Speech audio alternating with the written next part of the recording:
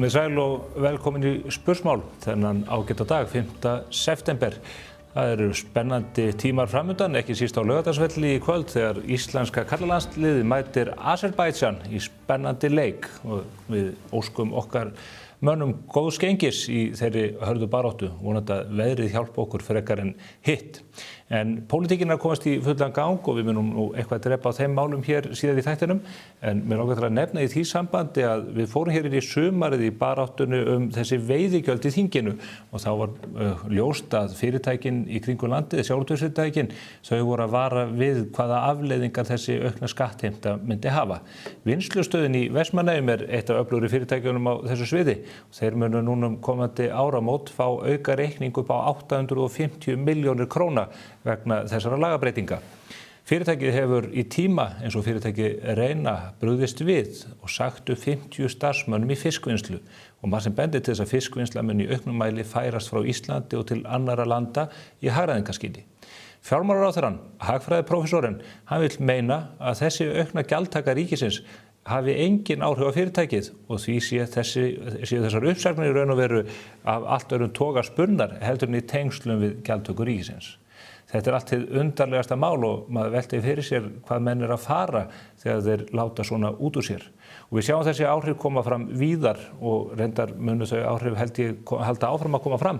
SR vélarverkstað á Siglufirði sagði upp öllum 12 starfsmönnum sínum fyrir skemmstu. Og hver var skýringin? Jú, mikill samdráttur í verkefnum á vegum sjávarútvegsins. Sjávarútvegurinn að hagræða og draga saman seglin eins mikið hann getur út af þessari stórfelldu auknu gjaldtöku. 12 starfsmenn eða stöðugildi á Siglufirði, það jafngildir því að 1400 manns myndu missa vinnuna í einum vettvangi hér í Reykjavík. Við munum það þegar að WOW féll 2019 að þá mistu 1100 manns vinnuna og það þótti gríðarlegt reiðarslag fyrir allt íslenskt hagkerfi. Það eru miklir og stórir atburður að gerast í tengslum við þessa gjaldtöku og vonandi fáum við hér á næstu vikum tækifæri til að ræða það frekar. Það var búið að vara við þessu. Og það meira af vettvangi stjórnmálana. Kristrún Frostadóttir, hún að boða nýja atvinnustefnu. Hún hefur skipað öflugan starfshóp fólks, bæði Íslendinga og útlendinga til þess að teikna upp þá mynd. Við ætlum að ræða þau mál hér aðeins í þættinum á eftir, en á næstu vikum munum við eflaust drepa meira á því, meira það síðar. Svo langar við til að nefna stöðuna í borginni. Hér upp við Höfðabakka eru miklar umferðartafir vegna þess að enn eitt dæmið lítur dagsins ljós. Það sem borgaryfirvöld að þrengja að akandi umferð. Alveg frá, ég veit ekki, árinu 2000 hafa menn verið að stíga skref í þessa átt að þrengja að einkabílnum í því skyni að þvinga fólk í strætóa. Og nú á að ganga enn lengri í þeim efnum í aðdraganda þess að borgarlínan verður sett á laggirnar. Þetta eru því miður mörg dæmi og þeim mun fara fjölgandi eins og ég segi og þetta eru allt dæmi þar sem að yfirvöld að reyna að þvinga fólk til að lifa lífi sínu með öðrum hætti en það sjálf kýs. Nýjasta dæmið sem við fengum að þessu þegar að viðreisnarhópurinn í borgarstjórn, hinn svokallaði frjálslyndi flokkur á Íslandi, boðar það að borgin ætli núna að fara að skipuleggja eða fullskipuleggja og hanna heilu lóðirnar í borgarlandinu til þess að láta verktaka vita hvernig íbúðir borgin telur að þörf sé á innan borgarlandsins. Þórdís Lóa hennar fólk telur sem sagt að það séu stjórnmálamenn sem séu betur í stakk búnir til þess að ákveða hvernig íbúðir verktakar byggja. Að verktakarnir viti ekki sjálfur hvað markaðurinn að kalla eftir.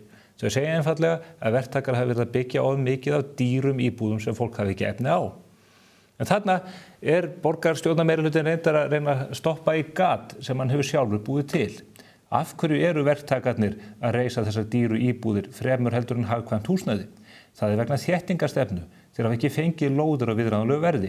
Það verða að hækka gjöld á verktakana og að lokum kaupendur í gríð og erg, gatnagerðagjöld, skipulagsgjöld, innviðagjöld og hvað þetta allt heitir.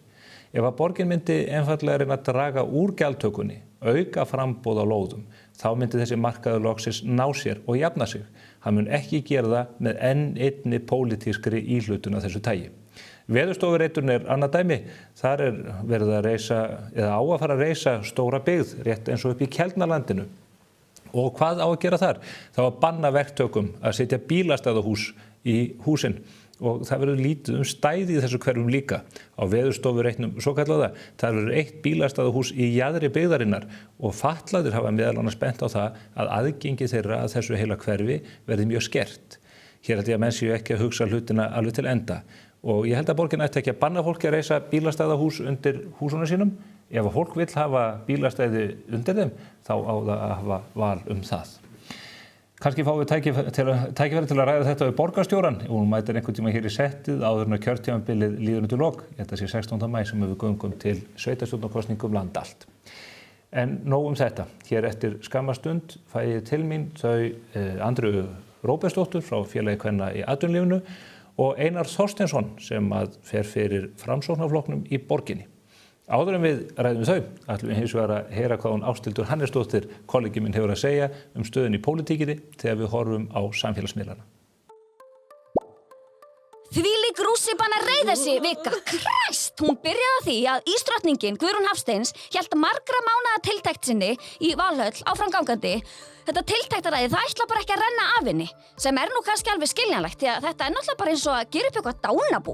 En síðastliðna helgi hendi ísdrottningin Hildi Sverrisdóttur upp á kerru og skuttlaði út í gám og sorpu eins og gamla götótta leysibóstölum hans afa og svo bara allt í einu daginn eftir bara tada, svift hún hulunni af nýjum feng fyrir Sjálfstæðisflokkinn eins og ekkert væri. Þvílíka reiðarslægið fyrir íhaldið. Veistu hvað þá erfitt með breytingar eða? Litla áfallastreitan. Talandi rússíbanareið, þverpólitíski kvartettinn Diljá Mist, Dagbjört Hákonar, Pavel og Simmi-Dabbi fóru í alvöru rússíbanareið, í skemmtigarði og þá ég ekki að tala skemmtigarðin Alþingi heldur Tivoli í útlöndum. Já, það ungt að leikur sér. Baða sig svoleiðis í rósum á kostnað skattgreiðanda, auðvitað, en við kunnum að samklæðast. Það bara eitthvað svo gaman hjá þeim, þessum dúllum. Við skulum bara leyfa þeim að njóta. Dokka Gunn var stödd í Köpen á dögunum þar sem hún gekk á einhvern Evrópusambandsríkja fund. Surprise! Hún náttúrulega með þetta ESB-dæmi á heilanum. Þetta hlýtur að vera eitthvað svona þráhyggjusyndrúm sem einhver góður þerapisti þyrfti að fara að meðhöndla áður en þetta endar með ósköpum. Tokka var allavega mega cute á þessum fundi og klæddi sig í stíl við auglýsingamyndavegginn. Ekkert eðlilega smart move hjá henni. Langt flottist á þessari mynd. Og svo postaði hún líka rándýri valkyrjumynd á Instagram í vikunni og maður bara, wow! Kjúklingahúð fyrir allan peningin. Krafturinn á þessari mynd áþreifanlegur. Eða þú veist. Kay Frost segist allavega að vera búin að reima á sér skóna og ráðast í haustverkin. Hún segist vera í sama tiltektastöðinu og ísdrottningin, þannig við skulum bara bíða og sjá hvaða verður sem að færa að fljóta með í næstu sorpuferð. Vonandi munum við samt sjá fleiri svona sjálfufæslur frá forsætisráðherra. Það gleymist nefnilega oft hvað hún er ung og hipp og cool. Selfie queen, auðvitað á maður að nota þokkan sinn. Verð sér að Zelenski lítur upp til hennar. Sjálfi kóngurinn Pavel Bartosek þyrfti nú kannski að taka Kay Frost í smá kennslustund. Hann er náttúrulega frömuður á þessu sviði og löngu búinn að stúdera þessa jöfnu. Það virkar að taka krútlegar sjálfur. Þær bræða alla, bæði konur og kalla. Talandi konur og kalla og öll hin líffræðilegu kynin. Eins og alþjóð veit þá gerði miðflokksrúturinn Snúli Másson allt vitlaust í vikunni og allt snerist náttúrulega það á samfélagsmiðlum. Og já, ég kalla hann hrút því að hrútur er kalldýr kindarinnar og kindur eru alger hjarðdýr og það er Snúli Más líka því að hann eltir bara næsta mann og svampar skoðanir hans og hans næsti maður er náttúrulega Simmi-Dabbi og svona gengur þetta bara koll á kolli. Maður eiginlega nennir ekki að tala þetta meir. Það er bara þannig að þeir sem grípa fram í fyrir öðrum í sjónvarssal, þeir eru bara rétt dræpir og þetta á Snúli Másson að vita. En hann er búinn að lofa að vera stiltur hér eftir þannig að við segjum bara svo, kalli minn. En svo velti maður fyrir sér hvort að Simmi-Dabbi sé ekki bara að grúma Snúlla svolítið til að taka við af sér svo hann geti náttúrulega bara verið eitthvað að dandalast í skemmtigörðum og tívolíum og eitthvað svona víða veröld. Ég held að við séum alveg komið þangað. Blæbrigðin í röddum þeirra, þær eru alveg eins. Það heyrir enginn lengur hvor þeir eru að segja hvað þannig að ég held þetta gangi alveg upp. Ó minn eini Jesús, hvað þær eru sætar, María Rut og Ingileif. Þær fögnuðu 12 ára sambandsafmæli í vikunni og þessi hjartdæma færsla fylgdi í kjölfarið og skildi ekki eftir eitt einasta þurrt auga við lesturinn. Þetta eru bara svo falleg og velvalin orð frá Maríu til Ingileifar. Ég held að mættu fleiri makar vera svona sætir. Þá kannski myndi skilnaðartíðnin lækka eitthvað hérna á þessu landi. til eitthvað sem meira ekta og sannara en Sanna Magdalena? Nei, ég hélt ekki. Á dögunum var hún krýnd besta borgarstjórnapían af borgarbúum og vá hvað hún á þann titil skilið. Hún best. Inga okkar Sæland var í miklu stuði í vikunni enda ekki skrítið. Loksins gat hún klippt á borða við opnun á nýju elliheimili við Boðaþing. En Inga búin að vinna á sér raskati síðan hún byrjaði að moka grunninn þarna að elliheimilinu með berum höndum í janúar síðastliðinn. Berhent í janúar og þá var ennþá frost í jörðu þið vitið það, en Inga hún lætur engan bilbu á sig fá og hún bara búin að vera dag jafnt sem nótt að byggja þetta helvítis elliheimili alein, litli píslavotturinn og maður náttúrulega bara, wow, hún mennsk eða? Hún náttúrulega bara alveg mögnuð, svo ótrúlega dugleg, algjör ofurkona. JP orkumóladúti almennt óhræddur við breytingar, en hann nú samt smá hræddur við loftslagsbreytingar. Þess vegna hann alltaf að skrifa einhverjar ótrúlega langar færslur á samfélagsmiðla sem meðalgreindi manna bara nenna ekkert að lesa, þú veist, athyglisgáan, en hann samt bara, ég veit ekki, hann svo gáðar eitthvað og algjör himnaperri greinilega. Ef það eitthvað svona samanlegt, að þá það að elska fallegt sólsetur. Það eitthvað sem fólk skilur. Flott hjá þér, JP, þú ert rising star. Meira að segja Guðlaugur Þór segir það. Hanna Kata skellti sér í sveitaferð í Skagafjörðinn og klappaði kusum og hrossum í vikunni. Svo mikill dýravinnur. Það segja það allir sem þekkja hana. Sennilega hefur hún samt líka nýtt ferðina í að velta þeim möguleika fyrir sér með hvaða hættu hún gæti kannski kollvarpað núverandi búvörusamningum með eitthvað. Frumvarp væntanlegt, stay tuned. Jón, elsku Jón. Af hverju Jón Gnarr orðinn svona rosalega geðvondur? Það fer honum ekki. Hann á ekkert að vera eins og einhver röflandi smásálinn á kaffistofu á einhverju smiðaverkstæði. Ég held bara hann sé ekki nógu góðan félagsskap. Eða kannski þetta þessi tími ársins. Skammdegisþunglindi eða eitthvað. Ég finn eitthvað svo til með honum og ég vona að fari bara að birta til hjá honum fljótlega. Svo að hlátutögar okkar fari nú kannski að fá einhverja örfun. We need you, Jón. Halla Hrundur augljóslega kona með mikið tískuvit en hún eins og Togga Gunn klæddi sig í stíl við grafík og innanstokksmunni þegar hún mætti í Rauðahverfið í Bolholti. Nei, ég minna á Rauðaborðið, afsakið. Hún samt alltaf flottust. Samfylkingin hélt saumaklúbb í Hveragerði vikunni þar sem allir mættu með Sparibrosi og Sigmundur Ernir skartaði loðnum leggjum sínum og mætti í stuttbuxum. Þarna hafa líka verið sungnir einhverjir söngvar og alls konar stuð en rúsínan í pilsendanum það var heimsókn saumaklúbbsins í höfuðstöðvar ísdrottningarinnar í Kjörís. Gummari litla barnið í hópnum var alsæll með einn Ice Guys ís. Hann hefur alltaf langað til að vera eins og sexy Rú. Svo barst dramatísk áminning frá Alþingi Íslendinga með yfirskriftinni Vika í þingsetningu. Eruð þið tilbúin? Yes, we are so ready for it! Við getum ekki beðið eftir þriðjudeginum. Hleypum villidyrunum út þó fyrr hefði verið. Nú fylgir glæsilegur kaupauki með nýjum samlokusímum frá Samsung. Kynntu þér málið á samsungmobile.is.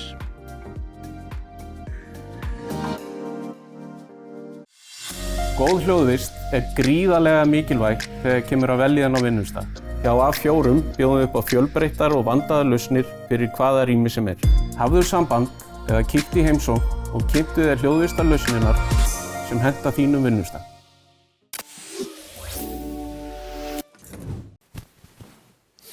Komið sæl að nýju. Við þökkum Ásthildi Hannesdóttur kollega mínum fyrir ágæta yfirferð á pólitíkinu og samfélagsmiðlunum. Það allt vitlaust þar eins og vera ber. En við höfum fengið hingað tvo góða gesti til þess að fara yfir fréttir vikunar. Þau komu úr ólíkum áttum.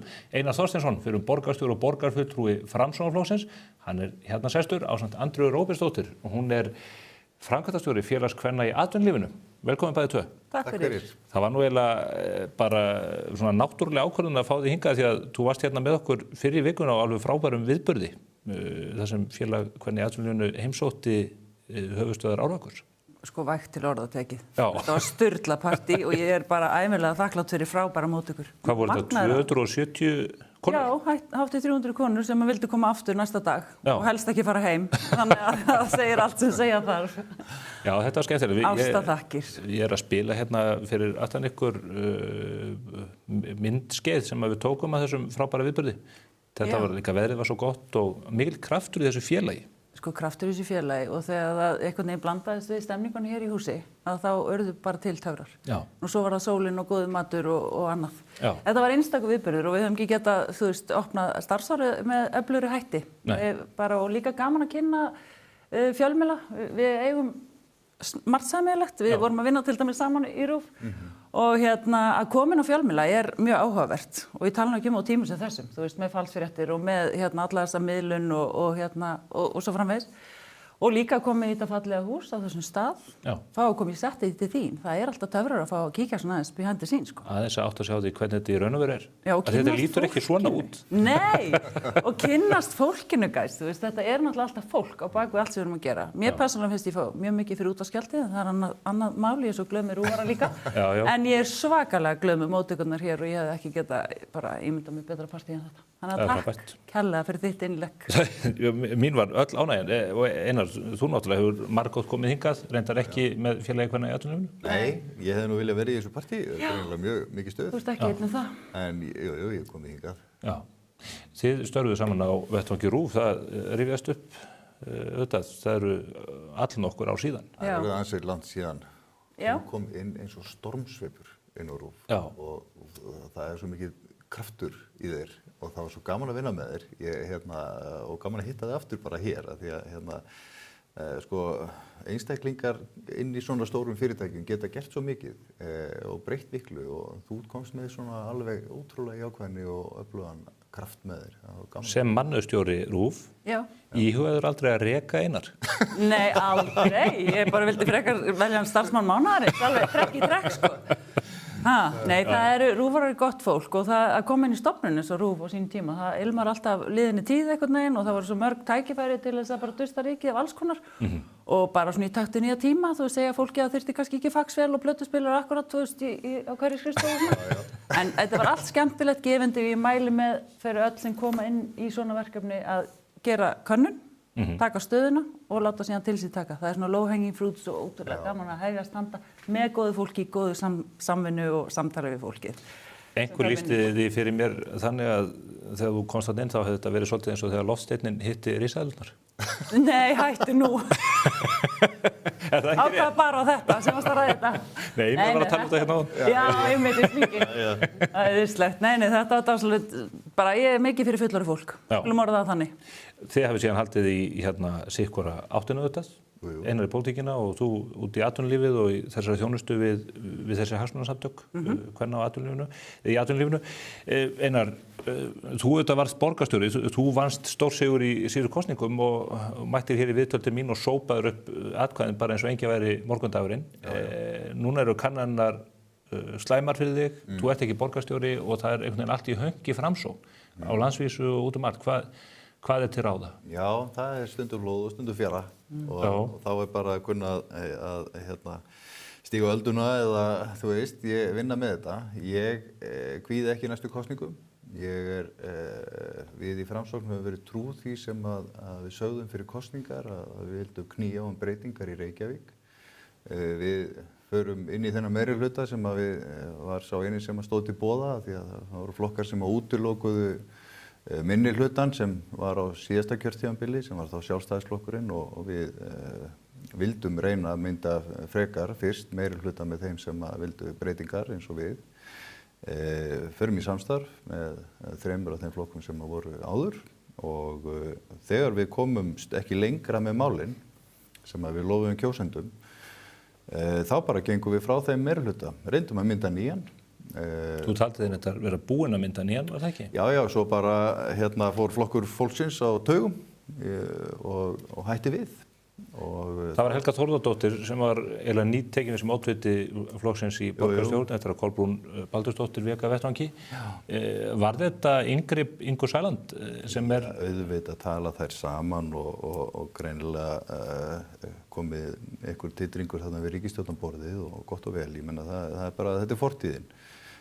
En mér fannst mikilvægast að leggja allt undir vegna þess að mér er ekki sama Reykjavík og ég bauð mig fram í fyrsta skipti nýr sem stjórnmálamaður og þegar maður býður sig fram og lofar einhverju segir, ég ætla að berjast fyrir þessu og þessu og þessu og ef maður er í samstarfi með flokkum sem að maður getur ekki uppfyllt þessi lofvörð þá vil ég bara geta hort framan í íbúa og sagt, ég gerði mitt besta ég kemst ekki lengra það er ennþá, við erum á miðju kjörtímabili ég ætla annarkvort að fara í minnihluta eða mynda nýjan meirihluta ég reyndi að mynda nýjan meirihluta Það tókst ekki vegna þess að Flokkur fólksins fór á tauginni og þá bara bíðum við eftir næstu kosningum. Hvað verður ásættanlegur stuðningur fyrir Framsókn í næstu kosningum, þannig að þú treystir til að halda áfram? Kjósendur bara verða að meta það hvað Reykjavík þarf og hverjir eru bestir til þess og líklegastir til þess að geta mynda meirihluta eftir næstu kosningar. Ég finn það á Reykvíkingum að það mikil óþreyja gagnvart því sem hefur verið að gerast í borginni á undanförnum kjörtímabilum og við getum hort kannski svona 12 ára aftur í tímann. Samgöngumál, skipulagsmál og ýmislegt fleira sem að þarf að breyta kúrs og ég hins vegar ekki þannig stjórnmálamaður að reyna alltaf bara að draga upp eitthvað svartnætti. Það mjög margt sem gengur vel í Reykjavík og margvísleg þjónusta sem vel er veitt en það þarf að breyta kúrs í húsnæðismálum og skipulagsmálum og svo náttúrulega þarf að halda áfram þeirri rekstrarhagræðingu sem að við í Framsókn leiddum á þessu kjörtímabili og náðum að snúa við miklum halla sem að dúkkaði upp eftir kosningar, 16 milljarðar, fórum í miklar aðgerðir og ég eyddi miklum tíma í það að vinda ofan af fjárhagsvandræðum borgarinnar og skiluðum 5 milljarða afgangi árið sem ég stýrði. Þannig að ég veit hvað hægt að gera með borgina og það hægt að fara lengra og ná betri árangur í rekstrinum, skila afgangi þannig að það sé að bæta þjónustuna og þetta bara verkefnið sem ég vona að næstu kosningar snúist Það styttist óðum að þú mætir hingað einmitt á þennan vettvang. Já, halda þessa ræðu, ég skal spara hana, en ég finn það bara, fólk vill breytingar, nýjan meirihluta og við stefnum á því. En þú kærðir þetta aldrei inn í umræðuna í þessari viku, mér langar að taka þá umræðu áfram. Þið hafið ekki farið varhluta frekar aðrir af þessu viðtali í Kastljósi þar sem að Snorri Másson, þingmaður Miðflokksins mætti og fór að ræða þessi viðkvæmu mál kynin, fólk sem að finnur sig í röngum líkama og allt að þeim toga. Andrea, hvernig kemur þetta þér fyrir sjónir? Þetta nú ekki kannski til margs svona yfirvegað umræðu í báðar áttir? Nei, ég bara að sjálfsögðu búin að spá mikið í þessu viðtali og það er að segja margt þetta viðtal. En það sem ég geri í kringum aldamótin var að fara í kynjafræði í háskólanum og tók þar Gay and Lesbian Studies og þá náttúrulega mætti ég í bekkinn og þá voru ekki mörg í því fagi á háskólastigi. Og allir heldur náttúrulega ég var í lesbí að því ég var að sækja með einhverja fræðslu á þessu sviði en svo var ekki, ég bara mikið fyrir fólk og mikið fyrir að spá í bara svona mannlega hegðun og samfélagsmótun og annað. Þannig ég fyrir þetta fag og ég get sagt það að það reynst mér mjög vel að hafa tekið þetta fag og vera að lesa kyngerfisusla og annað eftir fræðimenn fyrir öllum þessum árum síðan. Og það kemur á óvart hvað við erum ennþá föst í þessari tvíhyggju. Hún allsráðandi í svo mörgu sem við gerum. Og ég bara lít eins og sjálf á mig. Mér veist ég algjör forréttindi að bý hér og margt að þakka fyrir í borginni og út á Suður og Íslandi. Ég sem sagt upplifði mig sem cis-konu og sem þó bara kona sem þokkalega sátt við sinn fæðingagalla og bara framma bara gegnum lífið sem kona. Að vera upptekin af því hvað við erum. Mér finnst það ofsalega skrítið að við þurfum alltaf að vera að setja fólk í box og mér finnst það eiginlega sama með kynin. Að því þetta byrjar á fæðingadeildinni, stelpurnar eru settar í bleikt og strákarnir í blátt og það mjög þægilegt af því að þá vitum við bara hvernig umgangast fólk koma fram við það og svo framvegis. En erum við ekki öll einhvern veginn undirorpin þessu? Ég nefndi til þess bara gleðigönguna. Þeir eru svo stórkostlega hátíð sem að haldin á ári hverju. Þar verið að setja fólk í bóks. Þar koma tilteknir hópar út frá því hvernig fólk skilgreinir sig. Þannig að menn eru sífellt að einhvern veginn að ramma samfélagið inn í þetta. Algjörlega. Og þegar var ekki samtökin sem vildi ekki BDSM-deildin í félagið eitthvað svona sko. Ég meina, ég veit það ekki. En það sem mér finnst bara alltaf standa upp og þú veist hvað við erum ofboðslega föst í þessari tvíhyggju og að þurfa að hafa merkimiða á öllu. Þú veist, ég get bara átt eðlilegur samskipti við alls konar fólk og mér drull hvaða kyn það, þú veist, upplifir sér þann daginn og svo bara þannig að meðan við erum með svona, þetta kannski svona fljótandi, að þá líka mjög margt fólk að bara að gera tilraunir og hvað að því líka Þú veist, þetta truflar mig alls ekki neitt. Þú setjum fleiri en 2 kyn. Hver og einn ræður yfir sínu líkama. Einar, þú fer mjög skarpt inn í þessu umræðu og mörgum kom það óvart að borgarfulltrúi færi inn í þetta og dræði inn í borgarstjórn og þú lýstir þetta yfir að Snorri Másson ætti ekkert erindi í opinbera umræðu, opinbera embætti. Jú, í opinbera umræðu. Ég sagði sko að hann, fólk með fordóma ætti að mínu viti ekki erindi í opinbera stefnumótun. Og ég stakk upp á því... Hann situr á Alþingi, sko, þú ert að segja að hann eigi ekki erindi á Alþingi? Já, það er reyndar rétt. Ástæða mín í þessu er bara mjög frjálslynd gagnvart fólki. Það skiptir mig ekki máli hvernig fólk vil haga sínu lífi. Ég bara styð þau í því sem þau vilja gera. Og þegar ég fer með tillögu inn í borgarstjórn það að við ályktum og á þá leið að við styðjum við réttindabaráttu transfólks og hinsegin samfélagsins, þá erum við að tala til okkar skjólstæðinga í borginni. Vegna þess að þegar þingmaður stígur fram og segir, með mjög svona, ég myndi segja að þetta viðtal var dálítið fautalegt af honum, því að hann leyfði talsmanni hinsegin samfélagsins ekki að klára neina einustu setningu. Hann beðist afsökunar á því. Já, ég veit það. Ég veit það, en ég bara áhrifin á þessu viðtali, þau voru eiginlega þau að maður upplifa hann svona eins og dálítið einelti seggin út á skólalóð og hópurinn sem við erum að sinna borgarfulltrúar er hópur af ungmennum sem eru trans eða hinsegin og eru að feta sína leið í lífinu á erfiðum unglingsárum og það er bara einfaldlega þannig að þau verða fyrir aðkasti. Það er gelt á þau og hrópað að þeim, það er verið að taka myndir af þeim og labba í burt og hlæja, allt yfir í það að þau séu beitt ofbeldi. Við rekum hinsegin félagsmiðstöð og þar fá þessi krakkar skjól og það koma jafnvel krakkar af öllu höfuðborgarsvæðinu og víðar að í þessa miðstöð og hún er gríðarlega mikilvæg. Og þegar ég tala stefnumótun, þá er ég að segja það Það er allir sammála þetta, held ég held að Snorri hafi ekki verið að tala gegn þessu. Nei, en þegar þingmaður tjáir sig með þessum hætti og ég meina hann hefur sitt málfrelsi og allt það, en að koma svona fram með svona miklu offorsi að því að viðtalið hann og ég bara tek hattinn ofan fyrir honum að hann skulle biðjast afsökunar á því. Hughrifin á þessu viðtali voru mjög slæm. En hvað var það í, að því að nú hlustaði ég þetta, ég var að reyna að átta mig á því að það eru líka stór orð að segja að menn ekki erindi í opinbera umræðu eða í opinbera stefnumótun, sitja þingið í borgarstjórn. Hvað er það í... Já, ég vil ekki, ég stend alveg við það. Já, ég stendi það. Þegar þú segir að kynin eru bara 2 og svo eru bara sumir sem að upplifa sig hvorugkyns. Við bara non-binary og vilja ekki skilgreina sig út frá einhverjum, frá þessari frá þessum viðmiðum, þá er mér bara alveg saman það, sko. Þau mega bara gera það ef þau vilja. Og ef einhver vil breyta kyn, upplifi sig í röngum kyni, þá finnst mér það bara allt í lagi. En Snorri talar ekki gegn því? Já, þegar hughrifin af þessu eru og svona það að leyfa talsmanni hinsegin samfélagsins aldrei að klára sína setningar, geta aldrei átt þetta samtal. En býtur nú við, nú verður þess að stoppa inn á. Þá eru hughrifin nákvæmlega Þú segir hann ekki erindi í opinberu umræðu og hann sé eineltiseggur. Ég er að reyna að velta fyrir mér, hvað er það í hugmyndum hans eða stefnu sem að felur í sér árás að þessa hópa?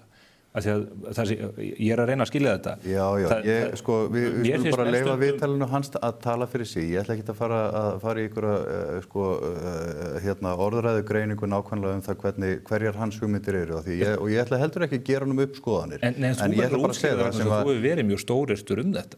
Já, ég held að ég hafi reyndar ekkert verið neitt sérstaklega stórirtur. Þú segir hann eigi ekkert erindi í opinbera stefnumótun. Hann situr alþingi. Það er rosalega stór orð. Nei, þegar menn, stjórnmálamenn tala svona, þegar menn fara svona inn í svona viðkvæma umræðu með svona látum eins og þú viðurkenndir að hann hefði gert hérna áðan. Þannig að þú ert ekki að tala um inntæki, þú ert meira að tala um... Jú, líka, en samt er það þannig, það er hvernig menn tala viðkvæm málefni þegar eins og í borginni þar sem eru ungmenni sem að við þurfum að hlúa að. Þau eru í viðkvæmri stöðu að slík hegðun á vettvangi stjórnmálanna, mér finnst það ekki eiga erindi. En ég lesi þetta sem hann að segja, sko, einmitt að þetta hvað er merkingabært hvernig það, þú veist, viðtal átti sér stað, þú veist, og hvað kjörnir fulltrúar, þú veist, og mikilvægt þess kannski að hlusta á samtalið. Það var ekkert samtalið í gangi, það var engin hlustun. Og þannig að, þú veist, það er það sem að mér fannst Nei, en viðbrögðin sem að Snorri hefur fengið yfir sig eru ekki vegna þessa. Nei, og þess vegna finnst mér svo gott líka að þetta mannlega og allt þetta, að hann getur komið fram og beðið afsökunar á þeim þætti. En ég er að reyna að átta mig á því hvað er það í því sem hann segir. Ég hef samúð með mönnum sem að segja, heyrðu, líffræðileg kyn eru 2, því að náttúran bendir til þess, bara víðast í dýraríkinu. En að síðan horfum menn til þess að upplifun fólks að því hvernig það er og fólk þarf að hefur leyfi til þess að gera breytingar sem líka með því sem að það helst vil.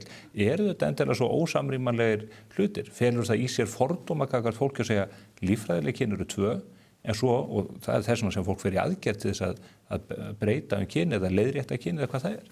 Er þetta umræða sem má ekki eiga sér stað? Felur það í sér fordóma að draga myndina upp með þessum hætti? Ég er nú gamall fjölmiðlamaður og ég hugsa að ef að því að sumir ásagt þessi umræða má ekki eiga sér stað og þú ert að varpa þessari spurningu. Ég hugsa að ég hefði tekið þetta viðtal sjálfur. En ég hefði gert þá kröfu til hans að hann leyfði viðmælandunum að svara fyrir sig.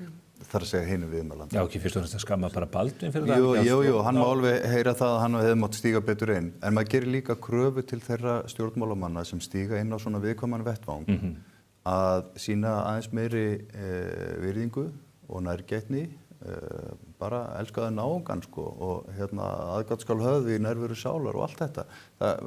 Ég trúi ekki allt þetta offór sem þetta viðtal sé vegna þess að hann hafi vaðið yfir viðmælandan eða gripið fram í of oft eða hvað það er. Þá held ég að fólk bara átti sig ekki á. Lögreglu vörðum heimilið í kjölfar. Það er nefnilega sem segir að það er eitthvað mjög alvarlegt í samfélaginu. En þetta er enga fréttir sko. Ég meina, ég hef haft það líka. Og sko, og stjórnmálamenn sem eru í valdastöðum, þeir bara fá reglulega því miður og ég er ekki að verja það. Svona ógnun er hræðileg og hefur mikil áhrif á fjölskyldulíf og við höfum að fordæma það. En þetta er ekki nýtt því miður. Mín skoðun er þessi að honum hefði geta farnast betur í þessu viðtali og ef menn skilja ekki af hverju viðbröðin eru svona mikil, þá held ég að menn þurfi frekar að fara að hitta þennan hóp, tala beint við hann. Ég hitti árgang úr 9. bekk í gær og þau eru bara alls konar. Við verðum að tala við þessa krakka og skilja þau, hvað þau eru að gangi í gegnum og ég held að Snorri hefði bara gott að því. Já, ég veit ekki hvort hann hefur hitt þetta fólk eða ekki. Aftur, að því þú segir þessi maður á ekkert erindi í opinbera stefnumótun, en svo virðist vera sem að það sé einkum og sérlega vegna þess að hann hafi gengið fram með óvarlegum hætti og gripið oft fram í fyrir viðmælanda sín. Ég bara trúi því ekki að það geti verið tilefni til þess að segja að það er skáka manninum út af því sviði. Eru það ekki líka of stór orð? Nei, veistu það, ég held að ef að hann væri að bjóða sig fram í borgarstjórn Reykjavíkur, þar sem að við þurfum að taka ákvarðanir fjárveitingar til málefna eins og ég var að nefna hérna áðan, í hinsegin fræðslu, í hinsegin félagsmiðstöðina og fleira. Ég held að borgarstjórn sé betri án slíkra viðhorfa inn í borgarstjórn. Þar sem að vafi leikur á því að menn styðji í slík fjárútlát. Aftur teki og beinu orðum til kynjafræðingsins í þessu. Mér finnst þetta eiginlega að vera tveir aðskildir heima, þessi umræðum líffræðilega kynið og svo fjölda kynjana og hvernig fólk upplifir sig. Eru líffræðileg kyn fleiri en 2? Það er bara eftir hvort þú skoða TikTok eða hvað þú ert að lesa sko. Það var talað sko þeim er bara fyrir fjölgandi. Það verður að tala þú veist En hefur líffræðilegum kynjum fjölgað? Já, hvað geta margir eiginlega staðið á nálaróti? Sko, hvaða umræða þetta raunverulega og hverju skilar hún? Við vitum það að það fólk í samfélaginu sem að vil haga lífi sínu með einhverjum hætti. Og ég skil ekki hvers vegna að frá hægri einhvern veginn allt í einu í umræðinni sem sko í gamla daga var frjálshyggjan sem að ég lærði meira bara svo að frelsi einstaklingsins snýst það að fá að lifa lífi sínu eins og hver kýs. Og allt í einu núna kemur frá hægrinu einhver krafa það og einhverjar skilgreiningar það að fólk eigi að vera svona og svona því að líffræðin segi eitthvað annað. Nei, en ég held einar réttur hvers og eins til þess að haga sínu lífi eins og hann vill, hann bara mikilvægari heldur en einhver svona orðræðu æfing. En að því við erum í samfélagi, þá hefur hegðun eins áhrif á stöðu annars og við höfum áhrif á annað fólk með orðum okkur og gjörðum og það hvernig við skilgreinum okkur eða hvernig við skilgreinum heiminn í kringum okkur. Einu sinni var það þannig að þegar það var verið að samþykkja lög hér það að samkynhneigðir mættu gifta sig, þá voru einstaklingar sem sögðu, já þetta mun kollvarpa gildi hjónabandsins og hefur þannig áhrif á samfélagið allt og það má alls ekki leyfa homum og lesbíum að gifta sig. Og það káfaði upp á þau gagnkynhneigt fólk ef aðrir fengi að gifta sig. Í dag enginn að spá í þetta. Hjónabandi hefur frekar styrst. En það prívat málum. En bara ein spurning sem í raun bara úrlausnarefni og sem ég hef samúð með bara vegna sem maður að fást við þá hverju meinasta degi þegar maður fyrir sund. Að það eru klefar fyrir kalla og konur.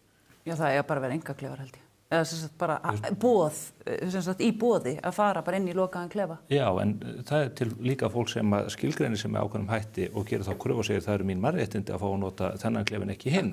Svo einhver aðrir hópar sem segja ég ekki sammála þessu. Þetta vandi sem ég held að umræðan sé stödd í að það eru viðfangsefni og upplifun fólks sem kallar á viðbrögð af hálfu annar og hefur áhrif á annað fólk. En það náttúrulega þessi praktísk með búningsklefa og praktíkina sem við þurfum að finna út úr. Við erum náttúrulega að gangi gegnum breytingar og breytingar taka alltaf á.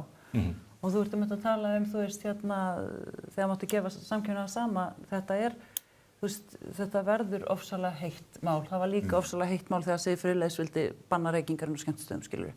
Og þá þurfti hún örugglega að láta vakta heimili sitt. Og í dag það fáránlegt að fara að reykja inn á bar. Þú veist, ég held að við þurfum að anda aðeins í kviðinni í þessu máli. En bara að því að við erum það má eiginlega ekki tala þetta, öðru svona verða allt vitlaust.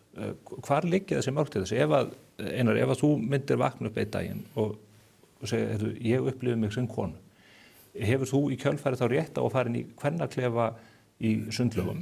Eða þarf eitthvað meira að koma til? Það þurft að setja eitthvað reglur það. Væntanlega því að þú veist, þetta mjög merkingabært að vera. Ég sennilega kansalera fyrir það bara að varpa þessu upp og mönnum finnst þetta dónaskapur og kannski ekki sín. Við þurfum bara að vera nógu umburðarlynd sem samfélag til þess að geta átt þessu umræðu. Ég skil hana vel. Ég meina það sjónarmið. Ég meina faðir má ekki fara með dóttur sína inn í kvennaklefann, inn í kallaklefan. Þegar hún orðin ákveðið gömul. Það yfirleitt miðað við kannski svona 5-6 ára. Og gengur í báðar áttir. Já, og gengur í báðar áttir. En barnið fer þá yfir í kvennaklefan, dótturinn, og gæti þar séð fullorðinn einstakling með karlkyns ytri kynenginni, kynfæri. Auðvitað finnst okkur þetta pingu skrítið. Fyrir hverju verið að verja barnið ef það má ekki fara með föður sínum inn í kallaklefan en á að fara inn í kvennaklefan og sjá þar ytri kynninginni karlmanns í transkonu. Þannig að, ég skil alveg að fólk hugsi þetta og það eðlilegt að við ræðum þetta. Þarna finnst mér þetta bara kalla á mjög gott samtal við hinsegin samfélagið, hvernig best að haga þessu og í allri mannréttindabaráttu þar verið að reyna að færa miðjuna til, færa normin og viðmiðin í samfélaginu og það gerist aldrei átakalaust. En báðir aðilar þurfa sjálfsögðu að koma saman og reyna að finna lausnir þannig að við séum öll sátt í okkar samfélagi og meina það hefur verið reynt að fara leiðir þar sem eru einhver tjöld og sérstakir kynhlutleysir klefar og eitthvað svona. Já, þetta snýst sátt. Ég segi það, unga fólki sem þú vísar í, það upplifir sig svona eða hinsegin. Þarf að leita sátta við þá sem eru ósammála. Nú Snorri Másson á þeirri skoðun að séu bara 2 líffræðileg kyn. Þarf að leita sátta við hann. Þú ert þeirri skoðun að ég bara skáka honum út úr umræðinni.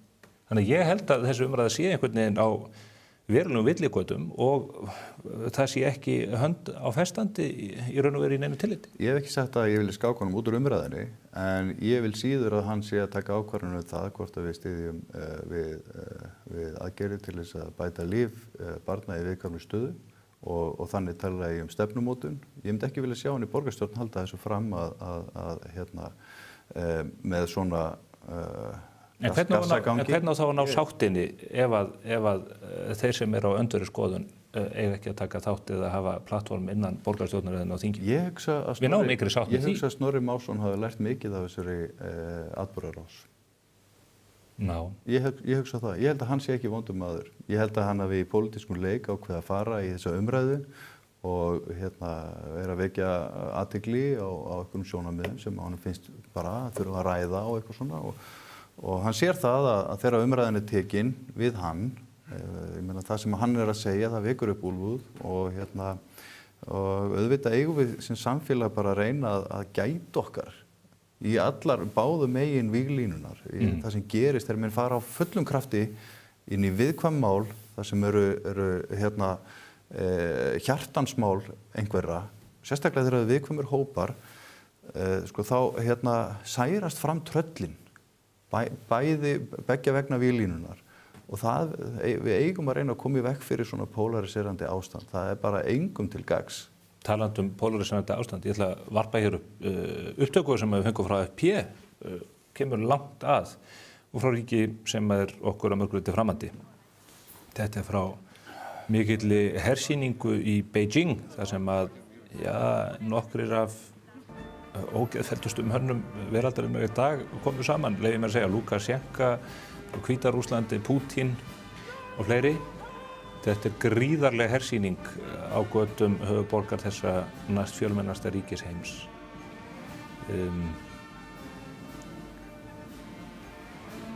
Þetta eru magnaðar svipmyndir. Svo berast fréttir af því núna í dag að Bandaríkjamenn séu að breyta nafni varnarmálaráðuneytisins í stríðsmálaráðuneytis. Hvaða hughrif skapa svipmyndir af þessu tagi? Andrea, þú ert að sjá þessar myndir í fyrsta sinni, það ekki? Já, einmitt. Ég var einmitt búin að heyra af þessu og þetta er alveg nákvæmlega eins og var lýst fyrir mér. Þetta er eins og gervigreindin, sko. Þetta er alveg með ólíkindum. Ég nú eftir að sjá það massera þarna en það var bara þvílíkt sjónarspil. Varstu búin að sjá þetta? Nei, ég hef nú ekki búin að sjá það. Jú, svona aðeins einhverja svipmyndir en Nei, þið sjáu þetta er með ólíkindum, sko. Þeir eru flinkir, það verður nú að gefa það að þetta er vel samhæft. Og eitthvað kostar þetta og þetta er alveg með ólíkindum. Þetta er svo vel rænt. Sko, við vitum alveg að þessir hermenn eru þarna og þessi stríðstól, þau eru þarna. Nú eru þeir að sýna þau og auðvitað er þetta skilaboð til vesturveldana að Kínverjar séu klárir í hvað sem er og eru að sýna mátt sinn. Og þarna eru einmitt leiðtogar sem ríkja sem trú ekki á frelsið og það er bara ágætt að sjá óvinnin allan á einni mynd, sko. Þetta er ákveðin tímamót í heimsögunni að sjá þau þarna saman undir þessum formerkjum. Þetta nú leiðtogi Norður-Kóreu, var það ekki hann sem var ósáttur við ákvörðun seðlabankastjórans síns og lét sprengja hann í loft upp? Það er nú eitthvað öðruvísi sem við förum með peningastefnuna hér á landi. Já, sem betur fer. Ásgeir Jónsson er mjög feginn. En þessi mál, þessar svipmyndir, það er stórt spurt, sko, er ekki þriðja heimsstyrjöldin hafin? Er þetta ekki eins og upptakturinn af styrjöldunum 1914 og 1939? Það er ofboðslega erfitt. Maður þarf að beita sig hörðu til að vera jákvæður. Þessa dagana myndi ég segja. Og það er kannski ákveðið bjargráð að loka augunum fyrir nákvæmlega þessu sem blasir við, sko. Og þess vegna líka svo hættulegt, sko, að á Íslandi það er einhvern veginn bara pláss fyrir einu umræðu. Og núna hefur verið Snorri. Það þarf að tala þessi mál. Það þarf að kafa í miklu fleiri mál og stóru málin líka. Það væri mjög jákvætt, varnarmálin, þannig að það væri ofsalega mikilvægt að koma kannski fleiri en einu mál á dagskrá hverju sinni á Íslandi þegar málin eru svona stór og alvarleg staða. Já. Já, ég meina, þú veist, það stríð í Evrópu. Já. Það stríða? Já, En við erum oft, já, fyrirgefðu. Nei, ég er að segja þess vegna eigum við líka að vera svo, eiga svo auðvelt með að vera jákvæð. Þú veist, það svo margt að þakka fyrir hér á Íslandi, en við búum á þessari plánetu, öll í þessu samfélagi sem plánetan er. Þannig að það mjög mikilvægt að fara upp í 30.000 fett og fara bara út af súsinu og velta fyrir sér svona málum, vilt og trillt. Þú ert nú svo passasamar Einar að Andrea grípa fram fyrir þér og þú biður hann afsökunar. Já. Nei, ég, sko, það sem náttúrulega holdgerfist þarna á þessari mynd það að ólíkt því sem að mörg á Vesturlöndum halda að við séum upphá og endir alheimsins hér, Evrópa og Bandaríkin og einhver svona sameining vestursins og lýðræðisins og frjálsra viðskipta og mannréttinda, að við séum hér ráðandi í heiminum. Þarna risastórt efnahagsveldi, herrveldi sem að lýðræðið ræður ekki og þau þrátt fyrir allar efnahagsþvinganir og þrátt fyrir allt Evrópusamband og sterkan bandarískan forseta, þar að segja menn sem telur sig valdamikinn og sterkan, og þá þarna heilt heimsveldi bandalag sem heldur bara áfram að kaupa vörur og þjónustu af hvert öðru, olíu og á í samstarfi sem byggir ekki okkar gildum og heimurinn ekkert að farast hjá þeim. Þau bara halda áfram. Einmitt, og upptakturinn af hverju, sko. Af því að þú veist, þetta fólk ekki að hugsa bara í kjörtímabílum. Sko, þú veist ekki, til 2 ára á svona íslenskt. Þeir hugsa langt. Það verið að hugsa langt fram í tíman og það sko, og einmitt þetta, að því ég hef nú verið að ráða fólk, að þá horfi ég ofta á ferilskrána og bara hefur viðkomandi ferðast til dæmis. Þú veist, menningalæsi, hvað það mikilvægt. Og ég fann það svo vel á eigin skinni. Ég seldi þarna íbúðin og bílinn árið 2006 og fór ein í bakpokaferðalagi Suðaustur-Asíu. Og að vera ein í Suðaustur-Asíu sem kona, það var náttúrulega ákveðið þú veist, já, það var bara mjög mikið reynsla og og vera á öðrum stöðum, ekki bara vera í bók eða hér á Íslandi eða á netinu, þú veist, að fara þú veist, til ólíkra landa og þetta skamma mig, ég fer bara til útlanda til já. Nei, þú veist hvað ég menna, hvað mikilvægt að vera að reyna svona að lesa ekki bara salin heldur, fleiri ólíka menninga heima og eiga svo samtali. Og muna söguna, það að við séum með forseta í dag í Bandaríkjunum sem að hefur það markmiði sínu að brjóta niður samstöðuna innan Evrópu og milli Bandaríkjanna og Evrópu, að deila og drottna, sko, það hefur sögulega veikt vestrið. Ja, hann hefur þjappað Evrópu saman. Já, hann hefur gert það að ákveðnu leyti, já, en hann vill stýra því hvernig Evrópa hugsar og mörguleyti vakti hann Evrópu af einhverjum værum friðarblundi afstöðu, fékk þá til að taka nýja afstöðu það að fara og vígbúast, efla sína varnir og átta sig á því að það óvinnur í austri og hann hefur gert það gott, hann má eiga það en einhvern veginn þessi hótanapólitík að Evrópa þurfi bara að dansa eins og eftir hans höfði, ekki það að þau séu raunverulegi samherjar og á jafnréttisgrundvelli með sameiginlegan óvin, það veikir Evrópu og það veikir Bandaríkin og þannig að þetta er mjög flóknir og viðsjárverðir tímar í heiminum í dag. Heldur betur. Rétt í lokin, af því að við höfum talað lengi saman hér, það er verið að móta nýja atvinnustefnu fyrir Ísland. Þetta kemur inn á málefnasvið félagskvenna í atvinnulífinu, þetta kemur inn á stöðu borgarinnar auðvitað líka. Hvernig líst ykkur á þessar fyrirætlanir að ríkið fari að teikna upp mynd af því hvernig við ætlum að haga atvinnu og atvinnuuppbyggingu í landinu? Já, hver vil byrja? Já, þetta náttúrulega í vinnslu. Þetta er bara á frumstigi og ef verið að sitja á þetta stað. Ég hef tekið ákvörðun að vera bara búast við að ég ætla að leyfa mér að vera bara bjartsýn. Vegna þess að ég held að það hjálpi. Við erum það eru mörg tækifæri, þú veist, á tímum sem þessum og ég ætla að fylgjast með hvernig það þróast. Það gladdi mig mjög að sjá landsbyggðirnar vera teiknaðar inn í þetta og ég held að það sé mjög mikilvægt að við lítum á allar landsbyggðirnar og reynum að efla þær og síðan að hlutirnir hafa tilhneigingu til að fara vel. Ég ætla að leyfa mér að vera þar. Já, það verður flott að sjá hvað kemur frá þessu starfshópi. Þetta skipað einvala liði úr ólíkum áttum. Já, ég bara eins og segi, ég ætla að vona og ég ætla að standa með þeim bara eins og landslið. Já. Ég ætla bara að leyfa mér það. Ég meina mæta Azerbaijan í kvöld á Laugardalsvelli. Ég ætla ekki að taka neitt vikingaklapp ennþá. Skjólmálamenn sem tala rosalega mikið það sem þeir ætla að gera, þeim farnast yfirleitt ekkert sérstaklega vel, af því að efndirnar og árangurinn, hann er ofta ekki í samræmi við uppleggið og stóri blaðamannafundir eitthvað sem á að gerast í framtíðinni geta oft orðið kjánalegir þegar menn líta í baksýn í speilin. En mér finnst verið, það er gott og vel og mikilvægt að horfa dálítið yfir sviðið, fara í 30.000 fetin og horfa til lengri tíma. Það er mjög mikilvægt og eðlilega. Gera með það. Fjárfesta í sveitum landsins eða öðrum kjördæmum heldur en á höfuðborgarsvæðinu, gríðarlega mikilvægt.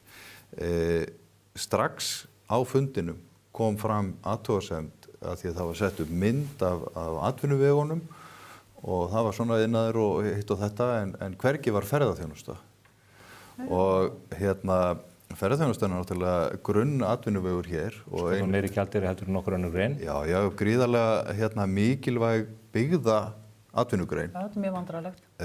Og ég get ekki annað séð en að það sé verið að hanna núna atburðarás.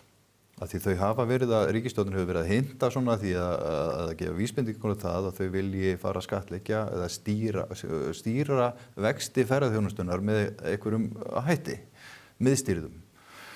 Og það þurfum við að skattleggja hana. Og ég, þegar þau setja hana ekki einu sinni á glæruna og fara að tala það að á undanförnum árum hafi verið svo mikill innflutningur á erlendu vinnuafli sem sé inn í ferðaþjónustuna sem sé megin hluta lágtekjustörf og svo fylgi börnin með þessu starfsfólki og þau af erlendum uppruna fara inn í íslenska skólakerfið og það reynið á okkar innviði og svona og draga upp einhvern veginn svarta mynd á komu þessa fólks. Eins og þessi upptaktur, það grunar mig að þessi upptaktur að réttlætingu fyrir því að fara að setja eitthvað lok, eitthvað hömlur við ferðaþjónustuna og skattleggjana. En er það ekki þetta atvinnustefnu líka að segja bara við viljum íta undir þessa atvinnugrein, við ætlum ekki að láta þessa vaksa? Jú, það var eiginlega það sem hún sagði. Hún sagði við viljum ekki að broddurinn í hagvextinum séu tengdu ferðaþjónustu. Hún orðaði þetta eitthvað þá leið og gott og vel. Síðan kemur ferðaþjónustan fram og segir, skoðum bara aðeins hvernig fólksflutningur til landsins hefur verið og í hvað störf hann að fara. Og þá kemur í ljós að á síðustu 7 árum hafa 5.000 einstaklingar frá útlöndum komið inn í ferðaþjónustuna, 6.000 inn í aðrar iðngreinar og 4.500 í opinbera geirann.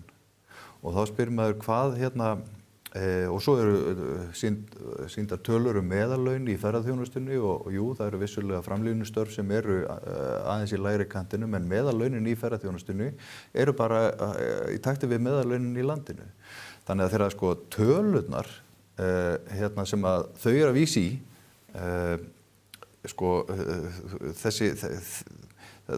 þau verða að byggja svona stefnumótun á gögnum. Ég veit ekki betur en að ég meina þessi 10.000 til viðbótar á síðustu 7 árum kom ekki börnin í skólana með þeim. Af hverju á að taka ferðaþjónustuna út fyrir sviga? Ég held að þessi lægra hlutfall af fólki í ferðaþjónustu með börnum sem fráfæri stannandi á hótelum annað. Það sem hugsanlega að reka þau fyrirtæki. Ég bara hef áhyggjur af því að þessi ríkisstjórn sem að fór gera það sínu fyrsta verki að hjóla í sjávarútveginn og minni hlutanum í þinginu þrátt fyrir þetta hundleiðilega málþóf. Honum tókst þó að breyta frumvarpinu aðeins til hins betra. Það hefði ekki gerst nema fyrir minni hlutan. Stjórnarandstöðuna, sko þau fóru í sjávarútveginn, tromma upp núna með vísbendingum það að þau ætla að hjóla núna í ferðaþjónustuna. Þau eru í ESB-leiðangri og það vantar bara að það sé farið að tala stjórnarskrána aftur og þá eru við bara komin með sömu áru umræðunar og var í Jóhannu stjórninni. 2013. Það nú ekki að stökkbreytast mikið hérna. Nei, ég bara ágjör að því að ríkisstjórnin sé á rangri leið, talar rosalega mikið það sem hún ætlar að gera, eftir að sjá hvernig það endar, hvað rætist úr því, en þetta byrjar ekki vel þessi atvinnustefnumótun. En þau eru nú ekki einum það að vera að tala, þú veist, það bara að tala minna, gera meira, þú veist, Já. sem að má vinna með, þú veist, mjög víða. Þá myndi ég missa vinnuna. Já, vonum ekki, og við sakna henn. En ég vil samt segja ég bara byrja smá vonbrigðum, ég spurði gervigreindana hvað var í frétt vikunar og það var kveiknað í gömlu Volvo upp í Breiðholti. En það ekki að ræða það. En var búin að undirbúa mig undir það, sko, þetta krossapróf. Þetta segir nú ýmislegt gervigreindur. Já, en ég vil samt gefa fólki tækifæri og þú veist eins og ríkisstjórnin sem núna að fara að varða einhverja leið. Ég ætla bara að gefa þeim tækifæri að kynna það og vinna þetta mál og gefa þessu breyk. Því við erum nú öll í sama liði Ríkisstjórnin að hittast á ríkisráðsfundi núna kl. 15:30 í dag og skoðum góðs gengis þeim vettvangi. Frábært að fá ykkur hér í heimsóttíminn. Eitt í viðbót. Ég verð að segja gefum hverju öðru smá rými til að æfa okkur í nýjum veruleika. Ég held að það sé mjög mikilvægt. Heyrðu það Við erum að koma úr einhverju menningu, við erum marinöruð í einhverjum gömlum tíma og við erum öll að æfa okkur til að vera í takt við nýja tíma. Þannig að sýnum mildi. Gerðu það fyrir mig, Stefán. Viktor mildi. Andrea og Einar, þakka ykkur kærlega fyrir komuna. Góða helgi. En við erum alls ekki hætt vegna þess að hingað að koma til mín frábær gestur, Magnús Þór Jónsson, sem formaður Kennarasambandsins. Við ætlum að ræða menntakerfið sem bar á góma hér í samtali okkar rétt áðan og svo í lok þáttar kemur Daniel Jakobsson frá Ísafirði. Hann stýrir þar einu stærsta fiskeldisfyrirtæki landsins í laxeldi. Það hefur gustað það fyrirtæki og hann síðustu vikurnar. Fylgist þið með.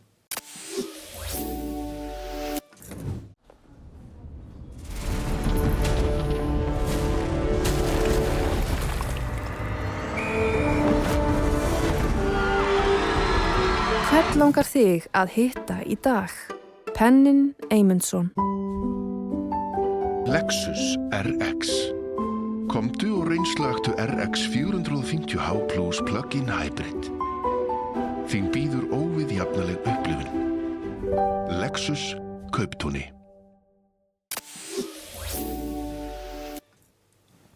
Komið þið sæl að nýju. Það mikið og margt rætt menntamálin þessi dagurinn og hefur þetta verið síðustu misserinn og Morgunblaðið hefur ekki dregið af sér í þeim efnum eðli máls samkvæmt. Þetta eitt mikilvægasti málaflokkur samfélagsins að kljást við, börnin okkar, ungmennin og framtíðin. Ég fengi hingað til mín mjög góðan gest, Magnús Þór Jónsson, hann formaður Kennarasambands Íslands. Hann fer fyrir þeim stóra hópi sem heldur menntakerfinu gangandi og kemur að því með einum eða öðrum hætti að mennta börnin okkar inn í framtíðina. Velkomin, Magnús. Takk. Frábært að fá þig hér á staðinn og margt að ræða af því að það mikil gerjun í þessum málum. Eitt af því sem hefur talsvert verið rætt að undanförnum, ég langar bara til að kasta okkur sameiginlega út í djúpilögina. Það það hvernig við í grunnskólakerfinu vegum og metum árangurinn á skólastarfinu. Hversu vel koma börnin undirbúin þegar þeim síðan fleytt á önnur skólastig eða út í lífið. Það virðist verið eins og að þessi hlutir hafi farið einhvern veginn í handaskólur hjá okkur. Já, sko, fyrir að fyrsta bara fagna ég því hversu mikil umræða menntamál. Það náttúrulega bara löngu komin tíma á það og bara svo við kannski ræddum að þessi fyrir útsendingu að þá hefur þetta stundum komið upp einhver svona bólur sem hafa stoltið stoppað. En núna erum við búin að vera í umræðu menntamál bara meira og minna 1,5 ár sem að ég held að sé mjög mikilvægt fyrir samfélagið. Og það sem ég kannski mest áhyggjur af áður en ég fer inn í þetta sem við ætlum að stinga í djúpulögina, það svolítið það að umræðan hefur kannski svolítið verið fókusverið einmitt á eitt skólastig, grunnskólastigið og jafnvel kannski akkurat þennan enda sem þú ætlar að tala hérna núna til að byrja með. En þetta stærsta skólastigið? Já, þetta stærsta skólastigið og skylduskólastigið, þannig ég átta mig á því. En það auðvitað svolítið þannig að það verður ekkert litið framhjá því að ástæðurnar fyrir að til dæmis námsmatskerfinu sem í gangi núna byggir á námskrá sem almenni hlutin 2008, greina hlutin kemur eftir. Það sem hugmyndin var auðvitað að við myndum taka þessi þrjú skólastig meira saman. Fyrir þann tíma því ég búin að vera að kenna síðan 94, þá var það þannig að aðalnámskrá var alltaf til í leikskóla nema á einhverju svona litlu formi og námskrár í grunnskólum og framhaldsskólum voru mjög ólíkar. Þannig að menn settust yfir það í ríkisstjórn, og kannski 2004-05, það var komið út aðalnámskrá 2001 sem mjög snemma lenti svolítið út í skurði í grunnskólanum og þannig að menn fara að vinna þessa hluti áfram. Og horfa á þetta sem meiri samfellu. Reyna að horfa á þetta sem meiri samfellu. Frá leikskólastígi og þá fyrsta skiptið fara við að tala leikskólan sem fyrsta skólastígið. Við förum að horfa til þess að flytja verkefni inn í leikskólana meira sem tengjast læsi og námi, en það er þetta skólastíg. Það fyrir undir skinnið okkur sem erum að vinna í þessari geira þegar leikskólinn talað sem gæslustofnun. Við viljum að þetta sé skólastofnun og við gerum kröfur það að börn komi út úr leikskólanum með ákveðna færni til þess að geta hafið grunnskólanám og svo komum við upp í gegnum grunnskólan og ég held að ég ætla að fá að vera heiðarlegur hérna með það. Það alveg klárt mál í mínum huga að við lendum í hremmingum á þessari vegferð sem að snýst náttúrulega það að við erum á öðrum stað sem samfélag þegar menn að leggja staði þannig þessa vegferð. Þá erum við bara á svona hátoppi og erum kannski að koma í kjölfar töluverður umræðu sem mér fannst vera í gangi á aldamótin menntamál. Þetta leita Birni Bjarnasyni og fólki sem var þá svo í stjórn í stóru sveitarfélögunum að þá erum við með væntingar og við skrúfum þær svolítið upp vegna sem við ætluðum að leggja svona kraftin í þessi menntamál. Kennaramenntunni gerða 5 ára háskólanámi fyrir öll skólastig og við förum að vinna þessa hluti og svo kemur auðvitað ákveðið bakslag í fjármögnun skólastigana allra, ríkisins og sveitarfélagana. Þannig að það kemur, ég vil meina svona ákveðin eyða og í þetta ferli okkar sem hérna þegar greinarnámskrárnar kom út 2011, það kemur bara ákveðin eyða og menn viti ekki alveg hvað verður námskrárnar. Og ég náttúrulega hef alltaf sagt það að allt námsmat þarf að vera byggt á einhvers konar ramma. Hvað eyða í þessu? Hvað það? Það var bara svolítið þannig, Stefán, að við vorum, ég ætla bara að mínu viti, þarna ég auðvitað skólastyrið út á landi sem var auðvitað kannski aðstæðarhaldi hér í borginni, en það var svolítið þannig að menn voru ekkert alveg vissir hvort að þetta myndi verða að veruleika, að námskráin sem hafði háleit markmið, sem hafði miklar væntingar mikið samtal, færslu úr þekkingarviðmiðum yfir í hæfni, fyrsta skipti sem við tökum íslensku sem annað tungumál, nú erum við að breyta því að þessi íslenska sé ekki heimamál, það koma nýjungar inn í námskráin okkar sem voru metnaðarfullar og væntingar voru gerðar til. Svo það bara til dæmis þannig að það ákveðið, hvort það var 2011 eða 2012, það var ákveðið að fresta innleiðingunni og innleiðingin verður í rauninni alltaf í skötulíki og það þýðir svolítið það að það bara fyrst kannski núna nýlega að menn fara að setjast yfir námskrána og breyta hlutum sem að voru bara ekki vel heppnaðir. Það er meira en áratugur. Já. Hver ber ábyrgð á því að hlutirnir fara einhvern veginn út í skurð og menn draga ekki bílun út úr skurðinu fyrir en áratug síðan? Já, ég vona það, Stefán, til dæmis að þessi umræða sem er í gangi núna verði akkurat til þess að þessi málaflokkur verði leyft upp. Þess að ég hérna hlutdrægur talan komandi inn úr kerfinu, en mér fannst mjög lítill metnaður fyrir skólakerfinu og hef alveg hvort sem það var á sveitarstjórnarstígi eða landsmálastíginu. Við erum ekki ennþá komin á þann stað með leikskólan sem við vildum gera. Sérstaklega fannst mér erfitt að sjá að þegar ég kom aftur hérna til Reykjavíkur 2015, þá fannst mér hafa orðið ákveðið bakslag í metnaði gagnvart skólastarfi hér á höfuðborgarsvæðinu, ekki bara Reykjavík, að við vorum svolítið ennþá föst í því að hafa skorið niður væntingar til hlutana og þar að hluta kemur klárlega þetta verkefni sem að við sátum í þá að það var verið að tala breytingar á brottskráningar einkunnum í grunnskóla og á þessum tíma þegar menn virkilega segja nú ætlum við að innleiða þetta verkefni, það er ekki fyrir 2014-15 sem það gerist og þá erum við hérna í Reykjavík til dæmis að doldið að leggja af stað og sækjum inn í skóla sem voru komnir lengst. Réttarhaldsskóli til dæmis var einn af þess skóla sem ég leitaði til og Jóns Pétur vinnar míns að sko það þýddi þetta bara það að við vorum á óljósum stað. Og sama tíma fannst mér samtalið við framhaldsskólan því að námskrá framhaldsskólans byggði á því að það eru teknir áfangar og færðir niður í grunnskólan þannig var námskráin byggð upp, en það samtal hafði einfaldlega ekki átt sér stað. Þannig að þarna... En hver ber ábyrgð á þetta? Þú dregur hér upp mynd af einhverju algjöru, allsherjar rugli. Já, sko, ég ætla bara að fá að segja það að ég held að ábyrgðin hafi að sjálfsögðu legið hjá stjórnvöldum. Auðvitað veit ég það og ég ætla alveg að segja það líka að við hefðum inn í skólunum hefðum átt að kasta fastar fram okkar röddum. Ég ætla bara að fá að segja það líka. Þannig að ég get ekki bara bent á einátt. Ég held að við höfum verið sjálfdálítið óviss og vorum að kljást við þetta verkefni. Það var gríðarlega niðurskurðir. Sama tíma erum við að fá inn, til dæmis er að koma hópar barna inn í alla íslenska skóla sem hafa ekki íslensku sem heimamál. Og það verða verkefni sem að þetta urðu svona átök og slagur sem að stóð. Ég ætla samt að segja að mér fannst verða ákveðin breyting sem var leidd af ég ætla að fá að segja það bara hérna upp á þetta. Mínu viti fannst mér verða breyting þegar ríkisstjórn Katrínar Jakobsdóttir kemur inn og þá er ég ekki bara að tala um menntamálaráðherra sem slíkan, heldur fannst mér við allt í einu og þetta er svo sem áður en ég kom inn í kennarasamband en þá skólastjóri Reykjavík og sitt í skóla- og frístundaráði sem skólastjóri.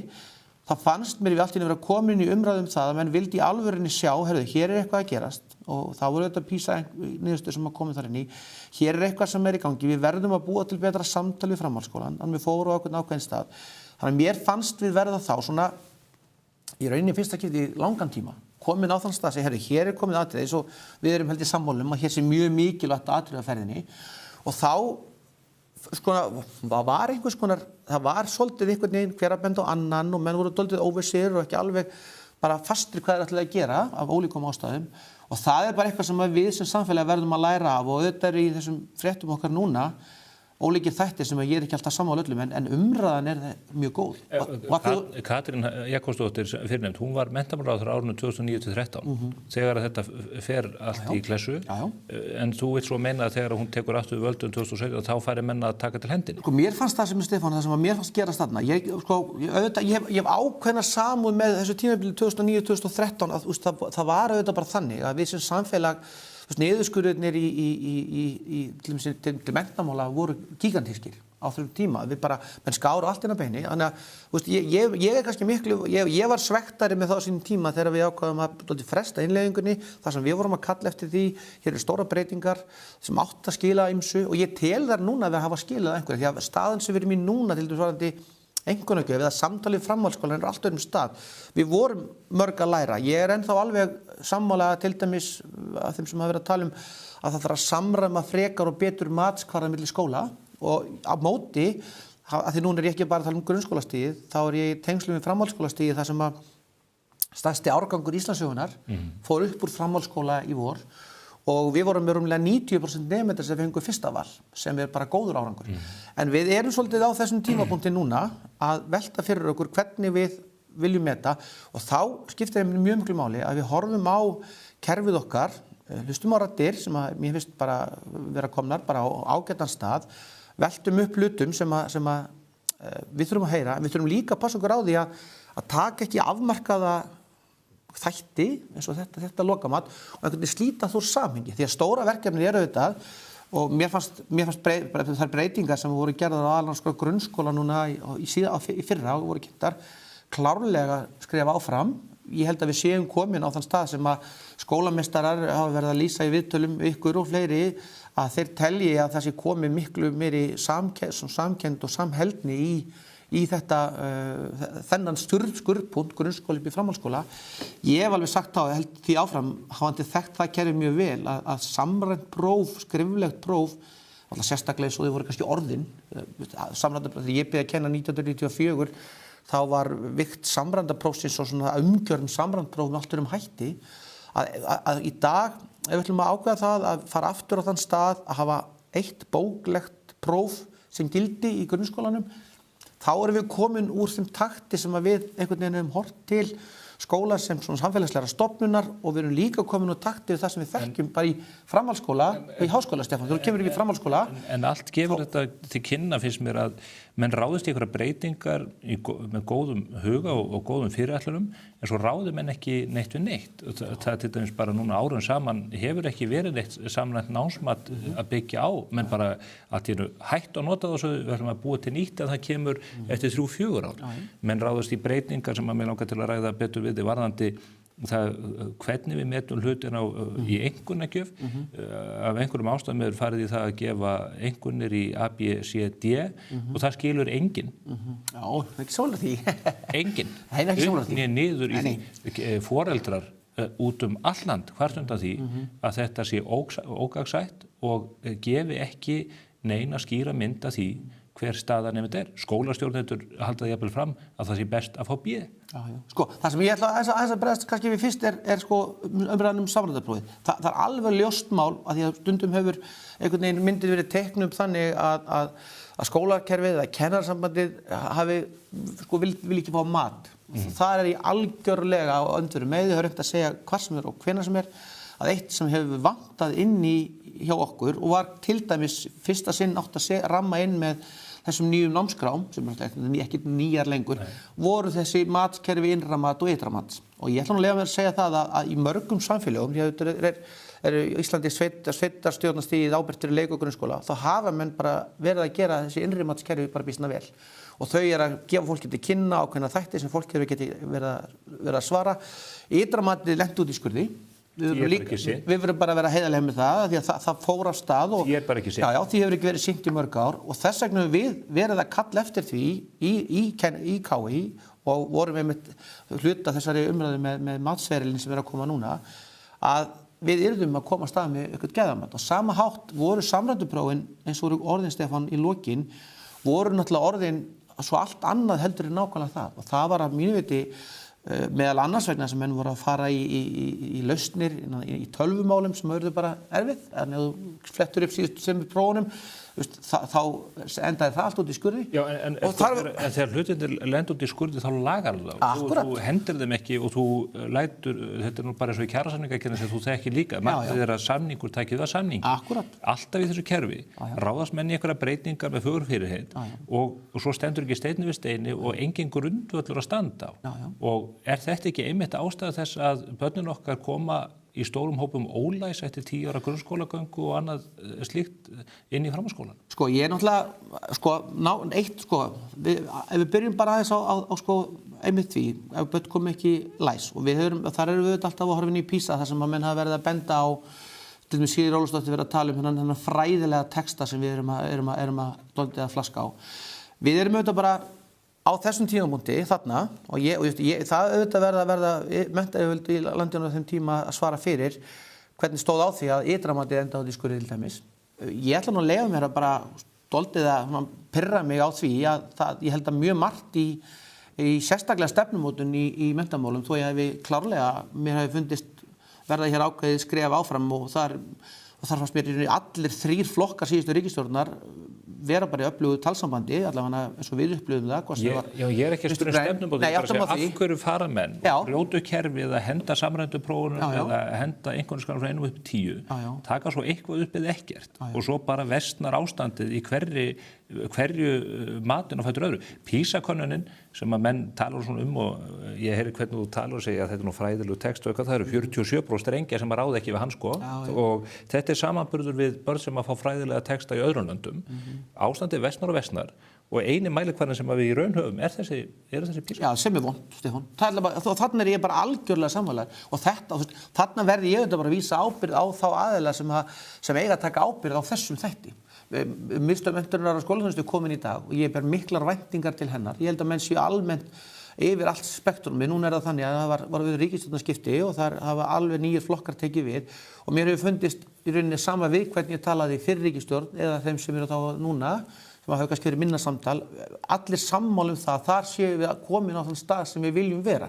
Ég get ekki svara fyrir hvað gerist í gömlu menntamálastofnuninni sem var vissulega komin á erfiðan stað, það var bara þannig að þar vorum við, skólarnir í landinu eða kennarasambandið, alveg hiklaust að kalla fram nákvæmlega sem þú ert að segja, þetta getur ekki verið ástandi því að ég hef nú stundum verið teknaður upp einhvern veginn sem að ég sé andstæður PISA, ég er alls ekki þar, ég hef alveg verið sannfærður um það að PISA-mælikvarðinn sé einn af þeim mælikvarðin sem við erum að vinna, þegar hann verður svo eini, þá sitjum við uppi með bara eitt sjónarhorn sem að kemur erlendis frá og við sem samfélag við höfum ekki öðru að byggja. Algjörlega, Stefán. Þess vegna spyr ég, þegar samræmduprófin fór út í skurð út af þessu tölvukerfi og menn fóru að kenna einhverjum einkarekstur, einhverju rugli í þeim efnum, Af hverju stóðu því Kennarasambandinu ekki upp og svo, við bara prentum þessi próf út, ég tók allir þessi próf bara á pappír og kláraði síðan mitt nám í menntaskóla og háskóla. Af hverju var ekki ráðist í það að færa þá hluti til fyrrahors í stað þess að kasta þessu öllu frá sér og við erum í algjöru myrkri. Sko, það er alltaf ekki Kennarasambandsins að rauninni fara að búa til samræmdupróf. Það er alltaf þannig sem það. En sko, þið kölluð ekki eftir því að samræmduprófunum yrði viðhald. Já, ég ætla nú að fá að leiðrétta þar vegna þess að við fengum, það var sko, upphaflega málið sem gerist þarna. Það er bara rauninni þannig, Stefán, að síðasta framlagning samræmduprófuna var með þeim hætti að þeim var slegið og frest út frá því sem þú ert að lýsa ákveðnum bara. Það var bara mjög stórir ágallar á framkvæmdum. En okkur kveiktum við ekki bara á prentaran? Prenttæknin kom hér bara fram á 15. Það er alltaf vegna þess að þessu prófun voru settur svo í störfum þínu bara, það þú kannst tekið í farsíma en það er að prenta þótt með einhverjum gluggum. En þetta var bara afleiðing á þess. Þetta er ekki vandamál. Nei, ég ætla samt að segja það. Kennarasambandið sem slíkt, þetta er áður en ég komin þarna inn, það er strax búinn til hópur. Það er strax búinn til hópur sem að meðal annars Kennarasambandið átti þátt fulltrúa í, það sem var strax sagt. Þetta er þetta verkefni sem þarf að klárast og komast á dagskrá og það er sem betur fyrir að gera hérna núna. Ég fer miklar væntingar til matsferðilsins og fagna því að það var nú þegar komin umræða í sveitarfélögum landsins hvernig við ætlum að nýta hann. Aðeins að tala um einhverjum foreldrar skilja ekki. Eitt af því sem ég held að við algjörlega misfarist í sko innleiðingu aðnámskrárinnar er það að við erum á þessum tíma og erum ennþá dag í dag að vinna að breytingu á námsmati. Þegar ég kem að kenna 94 þá voru samræmduprófin og við lukum alltaf skólaárinu með 16-20 blaðsíðna prófum.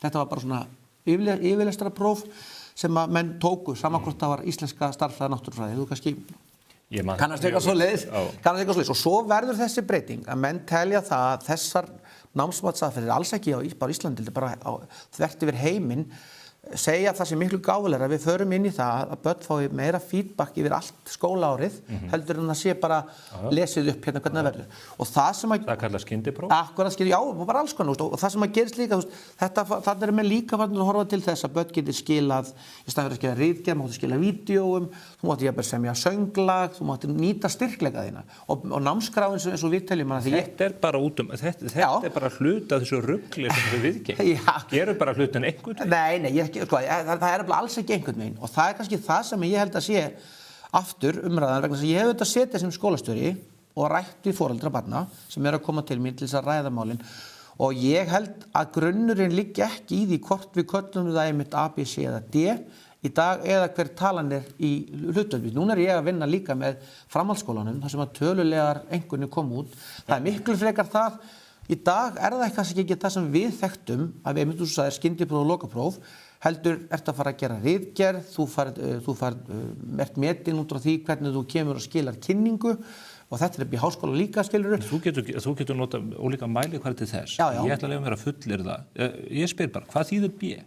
Sko, það sem B þýðir og er auðvitað það, B þýðir það að þú verður náð þeim heildarmarkmiðum sem skólinn ætlar þér. Það er B. Þannig að þegar menn sé B sé best, þá erum við að orða það þannig að B er rauninni það sem við höfum í gamla daga sagt á sennilega, að því við erum þetta gamlir, þá varum við að tala um 7+, 7 upp í 10. En þetta er aftur á móti vandinn sem við kláruðum aldrei. Þetta er 7 upp í 10? Þá fórstu upp á annað þrep, þá gastu tekið í fjölbrautaskólum, gastu farið í 200 áfanga. En hvað þýðir A? A er þá þegar þú ert farin að náða að fara eitthvað lengra og komið fram úr þeim væntingum sem að grunnskólinn getur gert til. Meir en 10? Meir en 10, í rauninni. Að þessu farin að ná fram væntingunum. En þetta er akkurat vandinn að okkur vantar miklu betri matskvarða og þar hef ég Er ekki betra þá að segja að þú fékkst 7, eða þú fékkst 8, eða þú fékkst 10, bara 10, allt perfekt. Er það ekki skýrara fyrir foreldra til þess að þeir reyna átt að sjá því hvort að barnið kunna að lesa eða hversu gott það er stærðfræði? Ef að barnið mitt fyrir próf, stærðfræðipróf, eða leysir úr, eða býr til vídeo í ykkur stærðfræðiáfanga og fær 7,5, þá veit ég að það er 75% rétt. En ef að barnið fær B, þá er það einhvers staðar á bilinu 7 til 10. Já. En þannig erum við alltaf svolítið, Stefán, þannig erum við dálítið að tala inn í þennan veruleika sem við þekkjum og við erum ekki fyrsta kynslóðin sem er þarna. Ég hef setið fyrir framan krakkana og nú er ég foreldri nýlega útskrifaður á grunnskóla. Mér fannst krakkarnir átta sig mjög fljótlega á því hvað var að vera að tala um. Þau lærðu náttúrulega að lesa þetta. Þau stundum á móti, get ég alveg viðurkennt að mér stundum þetta var þýtt að við erum svolítið að hvetja til þess að það séu bara verkefni sem eru metin sem kom inn í einhvernina þína og svo búa menn til einhvers konar matrixur og það hefur aldrei náðst einhvern veginn að styrkja það matrixu. Ég sit og hlusta á framhaldsskólakennarana mína sem sitja núna í viðtölum við fólk, krakka og foreldra því við erum komið þangað í framhaldsskólanum að þú skilar tilbaka ritgerð eða þú skilar tilbaka hópverkefni og þá eru krakkarnir að spyrja út okkur að fæ ég 8 en þau fengu 8,5. Þannig að það er líka sko að mínu viti er hluti þessar umræðu er það að við viljum bara fá skyndiprófin og punktmælingar sem við þekktum og ég held að sé annað að gerast líka. Ég held að við byrjum frekar seint að fara í þessi samtöl. En þetta verða að vera einhverja punktmælingar og einhverju mælikvarða vegna þess að svo hefur þetta áhrif til dæmis á það hvort að börnin, ungmennin komist inn í tiltekið skóla. Þetta eru gríðarlegir hagsmunir sem eru undir og ef að menn eru með einhverja huglæga mælikvarða í þessu, til dæmis að það ráði för það hvort þú komist inn í menntaskólann í Reykjavík eða einhvern annan skóla, einhvern lagari, hvernig þú stóðst þig í einhverju kynningu sem að kennari metur. Guðrún kennari metur þetta með allt öðrum hætti heldur en þú eða ég. Þannig er þetta akkurat að vísa þess ég er að segja og hafandi setið í unglingaskóla, frekar stórum unglingaskóla, í þessu ástandi, þar sem við fengum litlar leiðbeiningar með námskrá sem var þá klárlega ekki á réttum stað og hefur verið lagfært og ég viti það að menn vilja ganga lengra og menn hafa að tala endurskoðun námskrána. Ég held að það sé gott skref að velta því fyrir sér og ég er ekki endilega talsmaður talna frekar heldur en einhvers annars. Það eftir þessi hugmyndafræði okkar með það að við látum sko meiri upplýsingar frá okkur heldur en bara punktmælingu á einhverjum stað og það er auðvitað bara að því er þetta gamall. Þegar menn voru að láta samræmduprófin ein duga sem mælikvarða á nám. Menn höfðu nú þetta próf sem einhvern Já, ég er þetta gamall sko, ég er eldri en þú. Þegar ég kem inn í skólakerfið þá er þetta stóri dómur. Ég lærði það sjálfur sem nemandi, ég kem þarna inn sem kennari. Og ég tók stúdentspróf þegar maður tók próf í öllum áföngum í framhaldsskólanum. Það var aldrei eitthvað svona símat í mínum áföngum, maður þurfti að standa prófið alltaf. Það sem gerðist auðvitað þar, Stefán, var það að þar sáum við á köflum börn, sérstaklega með félagslega sterkt bakland sem að voru kannski búin að vera, ég vil ekki segja slá slöku við, sem orðað þannig, nemendur sem voru með sjálfströst í próftöku. Því að það er alveg þekkt staðreynd að það er ólíkt hvort að ég eða þú getum sest niður og svarað 24 blaðsíðum á prófi og svo var það klárlega orðið þannig að prófin voru hugsuð sem flokkunarkerfi ekki eftir skólum, heldur hvort með fjallu eða stóðu. En þú veist, lagi fallum í 4,9 ræðist af þessu. Þannig að andrúmsloft prófsins var svolítið þannig, svo ég tek íktasta dæmið, að ég gat bara farið 3 vikum fyrir próf, keypt mér einhvern tíma út í bæ, sem var virkilega að gerast, sko, og ég gat komið inn í prófið, búin að lesa Gíslasögu, alveg í drepp, og fengi punktmælingu út frá þessari, auðvitað ekki bara þessari stöðu minni, en þessari stöðu sem var þarna og svo fór ég upp í framhaldsskóla og var kannski ekki tilbúin til að takast á við það framhaldsskóla sem var. Þess vegna eru til prófeinkunnir, þessu skólaeinkunnir sem þú þekkir. Og þegar það er að byrja, Stefán, þá erum við með algjörlega sama samtalið. Þá segir mér, hvernig ætlar að Maggi íslenskukennari Breiðholtsskóla að geta gefið einhverja einkunn sem er eitthvað öðruvísi heldur en samræmdupróf. Það er þetta samræmdupróf sem gildir. En þetta er ekki samræmanlegt. Nei, og það sem gerist þarna núna, þegar við vorum á þessum stað, þá er sagt, nú ætlum við vera með samræmda einkunn og skólaeinkunn og svo var mix af henni. Og svo á ákveðnum ástæðum ég auðvitað á þeim tíma, þetta er náttúrulega komin 20 ára síðan, mér fannst prófin, samræmduprófin, vera komin á þann stað að þeir voru fyrst og fremst hugsuð sem einmitt flokkun og fallin eða staðinn. Og lönd sem eru í kringum okkur núna með samræmdupróf, Bretarnir til dæmis, við vorum þarna svolítið að stóla á það að börn sem ekki náðu þessum prófum, að þau ættu möguleiki í atvinnulífinu eða við værum búin að byggja upp kerfi gagnvart því sem er ekki í dag. Þannig að það sem er hluta þessu það að framhaldsskólinn verður fyrir alla og þá þýðir það að þessi mælikvarðallir sem höfðu verið í gangi verða ekki þeir sem að rýma við bara hugmyndafræði og þarna er ég að tala allt skólastig í gegn, að skólinn eigi að verða móttökustaði fyrir alla. Hann var það ekki, Stefán, 2001, 2002, 2006, þá var það þannig. Skólinn er verkfæri fyrir okkur til að mennta börnun okkur til lífið. Akkurat. Og þessi hugmyndu skólan aðgreiningar auðvitað komin líka út í skurð. Hvaða sanngirni liggur í því að tveir nemendur fá B, annar þeirra hefur sannlega fengið 10 og hinn 7. Ég skil ekki hvernig þú segir að þetta sé á bilinu 7-10. Hvernig getur þessi mælikvarði bara verið sanngjarn og réttlátur í kerfi þar sem verið að meta hæfni fólks? En mistökin mín eru kannski svo í raunin að tala tölur. Vegna þessi rauninni þetta svolítið bara þannig að þú tikkar í box og við náð ákveðnum hæfileika, þá verður fengið B. Þá er þetta alltaf afstætt. Afstætt. Sá sem að fær tökum starffræði, sá sem að leysir 70% æmanna sem er lögð fyrir hann rétt, en annað sem gerir 10, það er sko eðlismunur á þeirri frammistöðu. Sem gamall stærðfræðikennari, Stefán, þá get ég alveg verið sammálaður því. Ég fæ strax hrogn við tilvísunum. Nákvæmlega, ég get alveg verið sammálaður því, en það er aftur á móti bara þannig að við höfum fengið inn verkefni sem að núna hefur samfélagslegu þáttur skólans á að vera allt öðrum stað. Við viljum að börnin okkar geti staðið upp og haldið kynningar, viljum að þau nái að tilengja sér hæfni og gera hlutir í einhverjum hætti. Ég meina, menntastefna 2030, sko fögur fyrir heitt, orðasalat og orðavaðall allt og ekkert það hvað börn eiga að kunna að geta. Er ekki betra að byrja á því að börnin kunna lesa áður en við ætlum að setja okkur þetta markmið að fólk verði svo stórkostlegi borgarar að sko renesansins, hann bara bliknar í samanburðinu. Já, en sko ég held við reynum aðeins að tengja þetta inn í einmitt orðasalatið sem að Atli Harðar, góði maður, talaði sko, sem hann reyndar var ekki búin að nýjast útgáfan á námskránni, en hún er mun betri. Málið er alltaf bara það, Stefán, við þurfum sem samfélag og að mínu viti ennþá mikilvægara fyrir lítið samfélags okkar að doldið áttugur á því hvað við ætlum að gera. Þú segir skólan aðgreiningar sem komur út í skurð. Mér finnst erfitt að tala þannig. Ég er alltaf alveg upp í litlu sveitarfélagi og ég þekki það að skólinn í sveitarfélögunum landsins er bara fyrir alla. Það er ekkert möguleiki fyrir þig að þú býrð á Bíldudal eða Vopnafirði að þú sendir barnið þitt í skóla einhvers staðar annars staðar.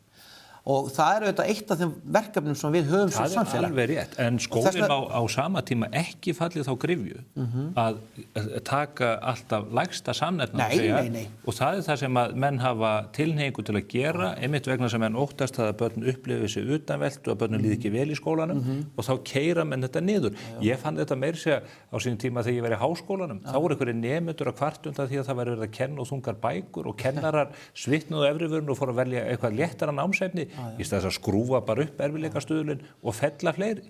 Þú veist að munur á háskóla og grunnskóla eða leikskóla sérstaklega, með framhaldsskólanum er 96% barna, er það við sem grunnskóli, þegar við verðum líka að vera heiðarlegir með það, að grunnskólarnir sem voru í kringum aldamótin voru líka að velja út börn.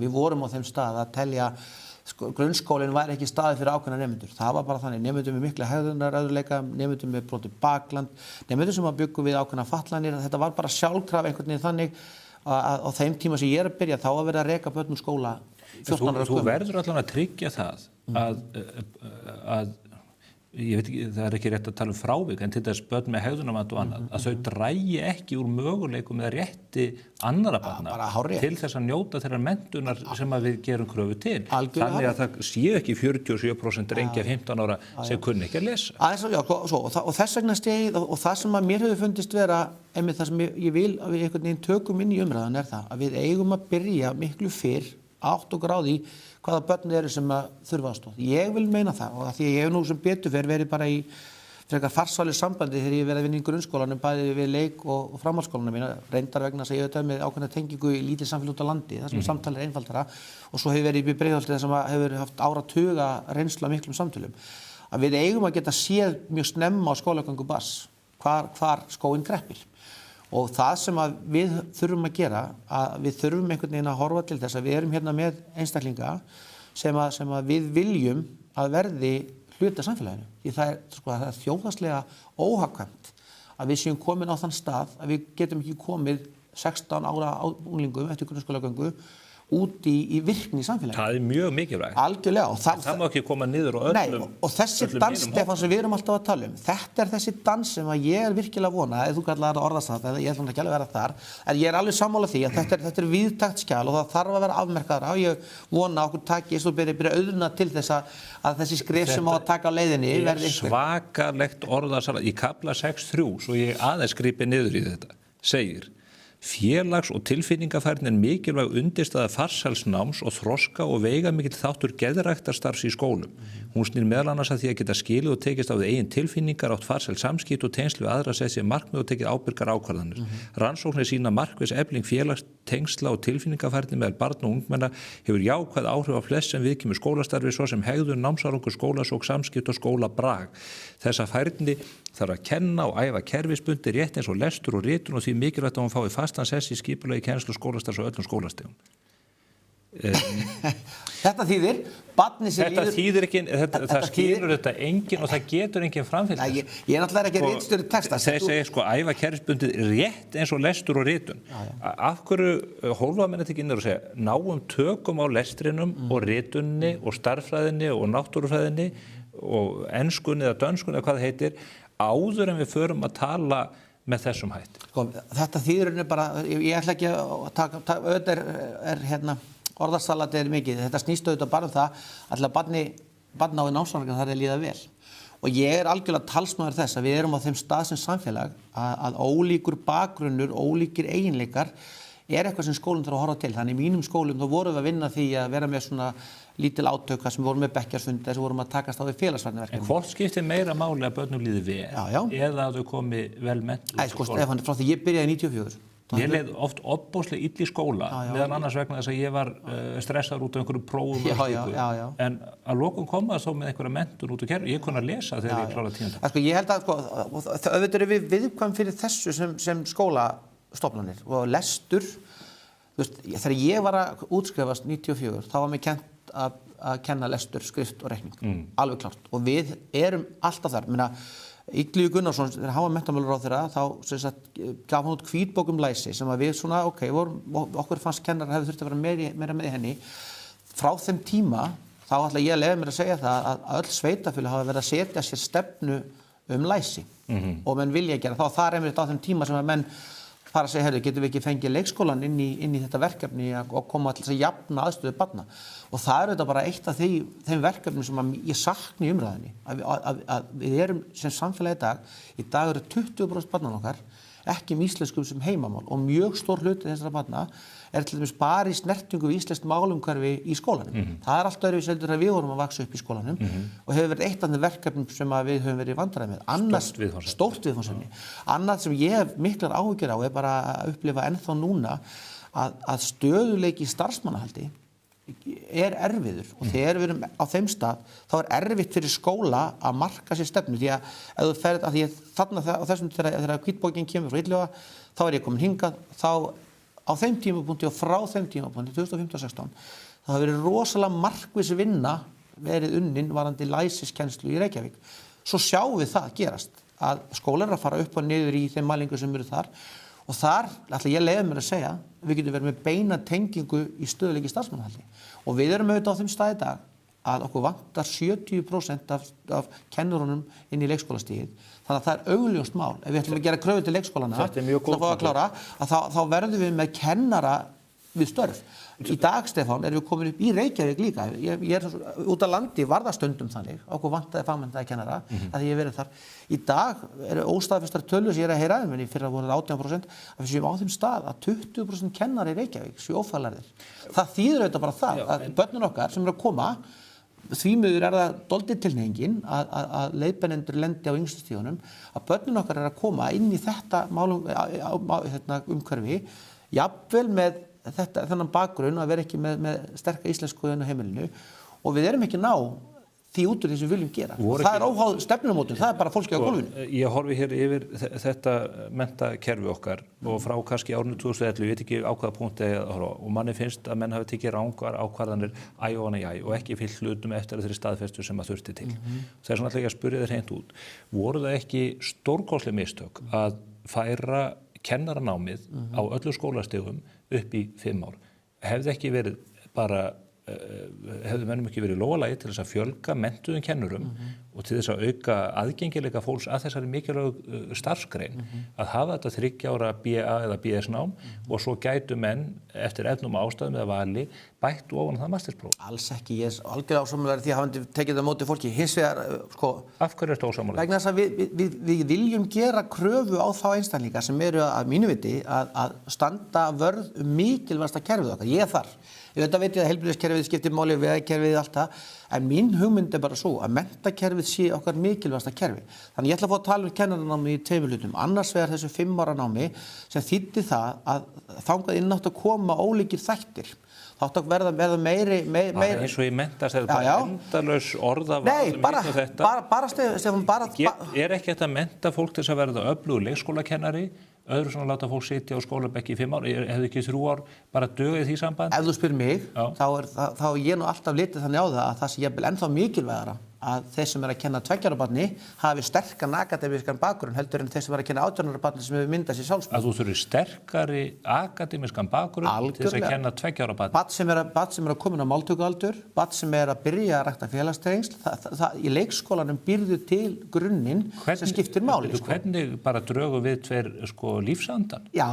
Ég var á leikskóla á Patreksfirði þar sem voru algjörlega ófaglærðar konur. Já. Og ég hef bara ágæta stjórn á íslenskri tungu. Já, en það Stefán, ég treysti, eitt af því sem við höfum lítið rætt hérna, sem auðvitað bara einn partur sem við höfum að horfa til, að það eru breyturnar sem eru fyrir félagslega bakgrunnur og ég held að við séum stundum svolítið aðeins að hlaupa fram hjá því að við höfum, það líka breytt samfélagsgerð varðandi hinn félagslega bakgrunn. Ég átti ömmu og afa sem geldur mér, ég átti samfélag sem ég var líka farin að vinna 12 ára gamall. Þegar ég ungur, Stefán, þá fæ ég 10-14 unglingabækur í jólagjafir.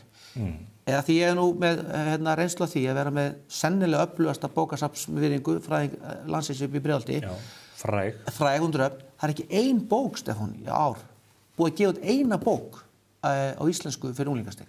Og þá að tala lettlesta bók. Þannig að þegar við erum að senda strákan okkar sem eiga að vera að lesa, þá eru þeir að lesa góðar bækur eftir menn eins og Bjarnar Friðsson eða Gunnar Helgason eða Ævar eða Þorgrímur Þráinsson.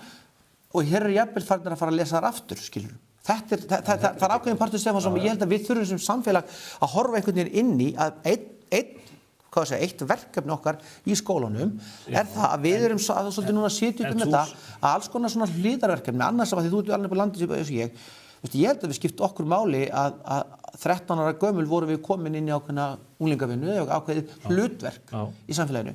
Í dag það ekki og skólinn, nýjasta umræðan það hvort við ætlum að lengja skólaárið til þess að stytta sumar í barna, þá vorum við komin svolítið að þessu umræðu sem ég held að við sem samfélag þurfum að horfa inn. Já, það þarf nú ekki að lengja skólaárið, þið eru að biðja undanþágu til þess að tvítelja skólaárið. Já, það var nú svolítið skrítin umræða, Stefán. Já, hún til staðar. Já, ég skal að fara ekki það. Ég ætla að fá að vísa hér í viðtal sem við tókum við kennaranema, Söru Júlíusdóttur, sem að fékk nú yfir sig aldeilis reiðilesturinn úr mörgum áttum í kjölfarið. Við upplýsum það hér 18. ágúst og þú nefnir mikilvægi þess að kennarar á öllum skólastigum ljúki 5 ára háskólanám. Það er hægt að ljúka kennaranámi án þess að læra að kenna lestur. Hvað í gangi?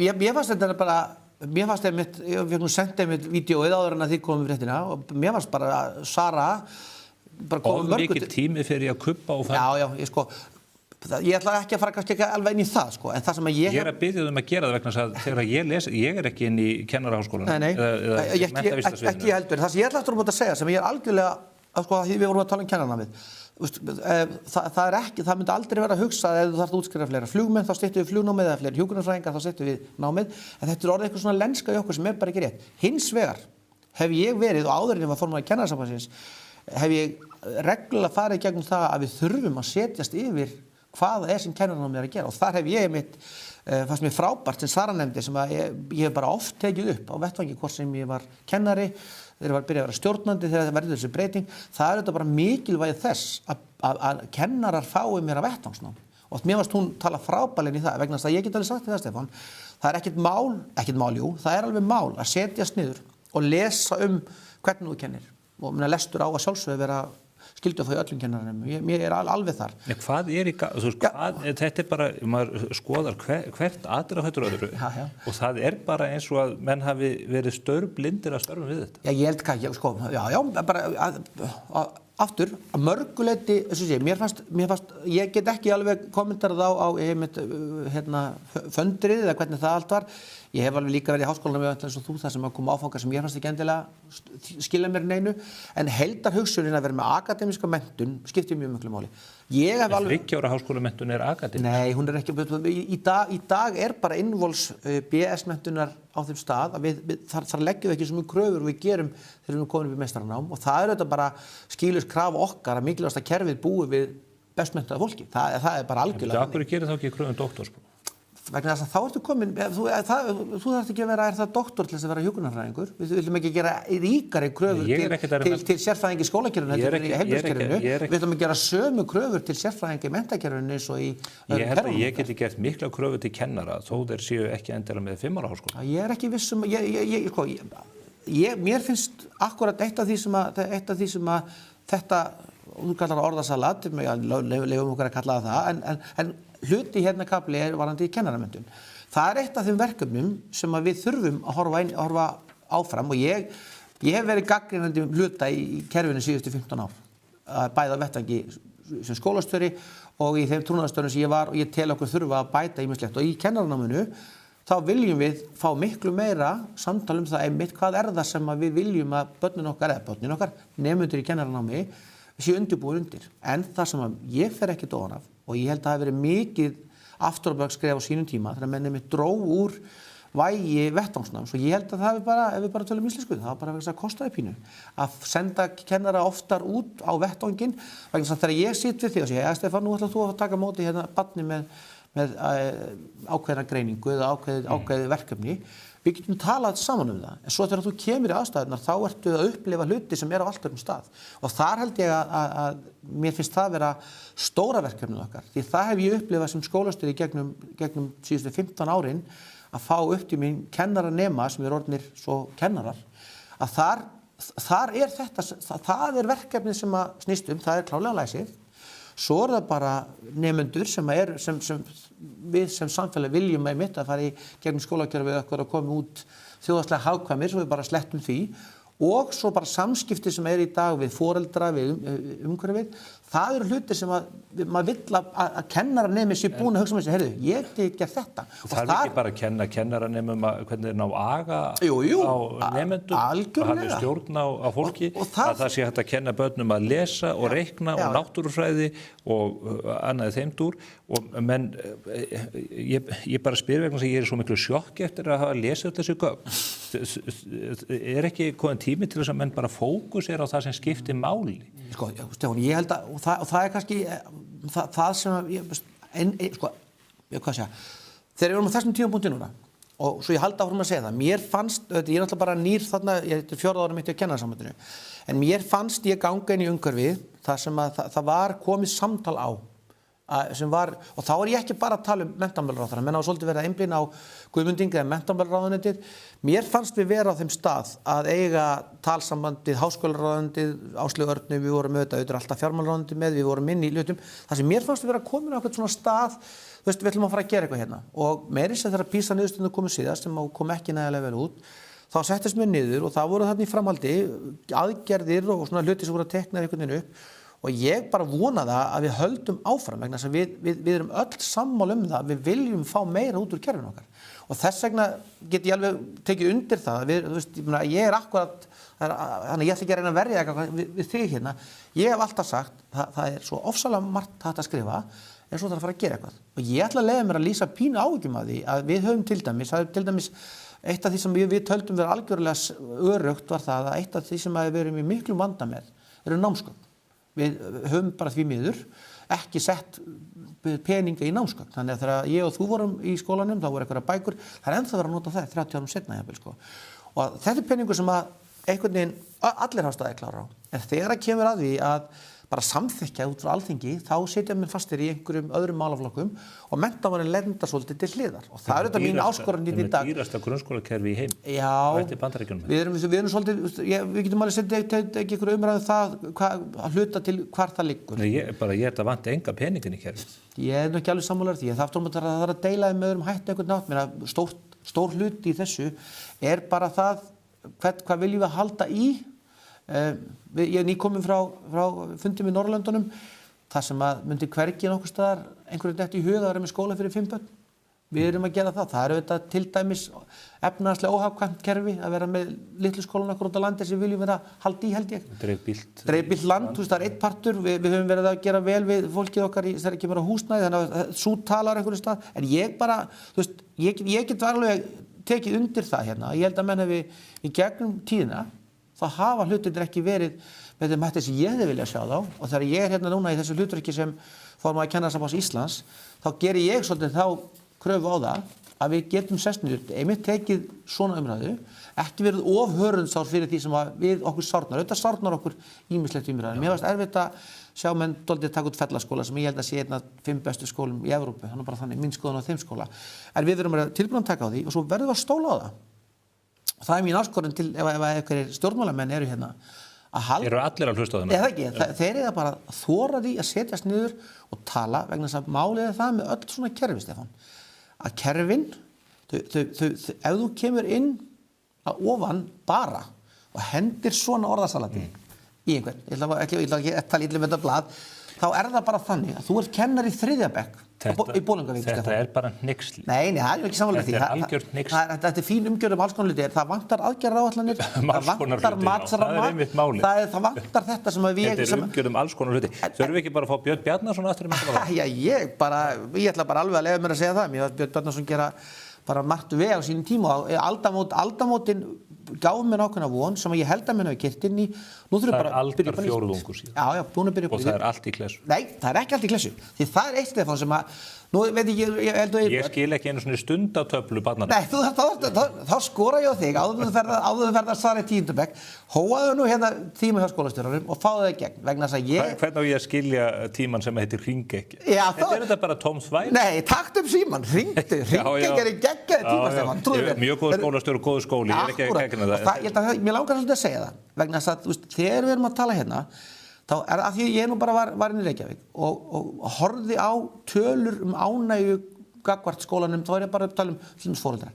Þá megum við ekki tala eins og við séum með allt í rúst vegna þess að það er ekki þannig. Það eru mjög margt í gangi hérna og heilt yfir, þess að þú segir ánægð með skólastjórann, ánægð með skólann, tökum það, en sko, við höfum tækifæri með matferlinum, við höfum tækifæri með því, en í alvörunni farast það aftur innra mat, búa til ytra mat, búa þetta til og við tökum svona umræðu.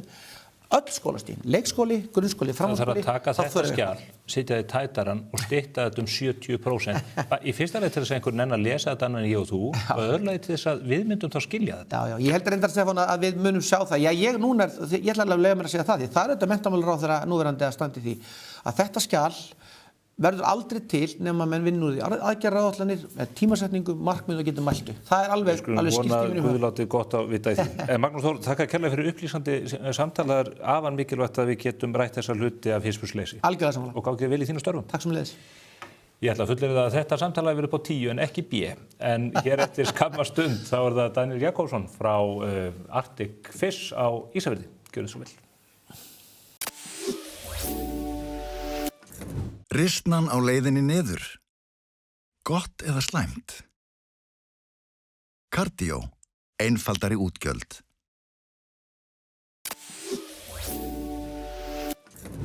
Komiði sæla nýju. Við þökkum Magnúsi Þór Jónssoni, formanni Kennarasambandsins, fyrir þetta athyglisverða og upplýsandi spjall. Ég kom með annan gest úr allt annar átt og annar staðar á landinu hingað til mín. Það er Daníel Jakobsson sem er forstjóri fyrirtæki sem nefnist Arctic Fish.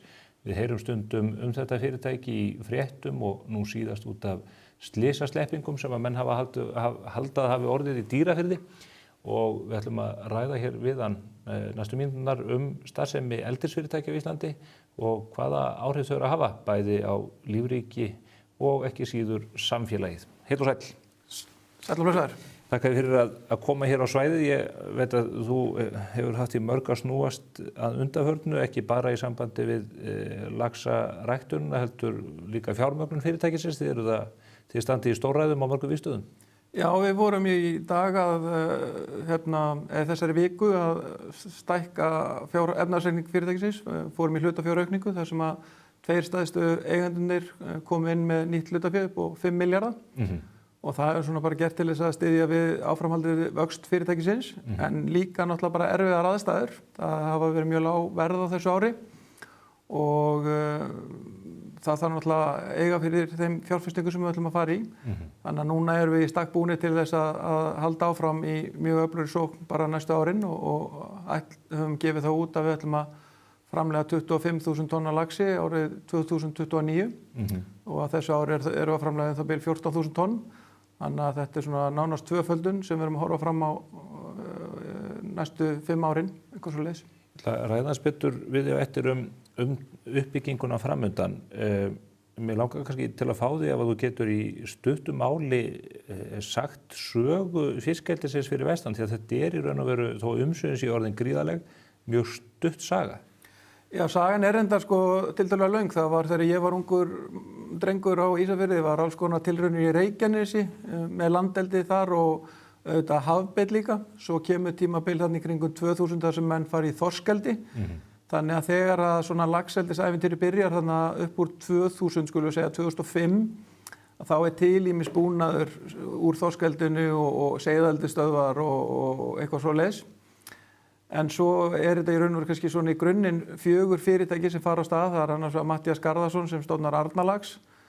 Svo fyrirtæki sem heitir þá Fjarðalax sem Einar Örn forstjóri Playconu meðal annars að, ef mann sögur rétt. Og svo það Arctic Fish sem var nú meðal annars einu sinni í eigu Sigurðar G. Guðjónssonar, lögfræðings. Já.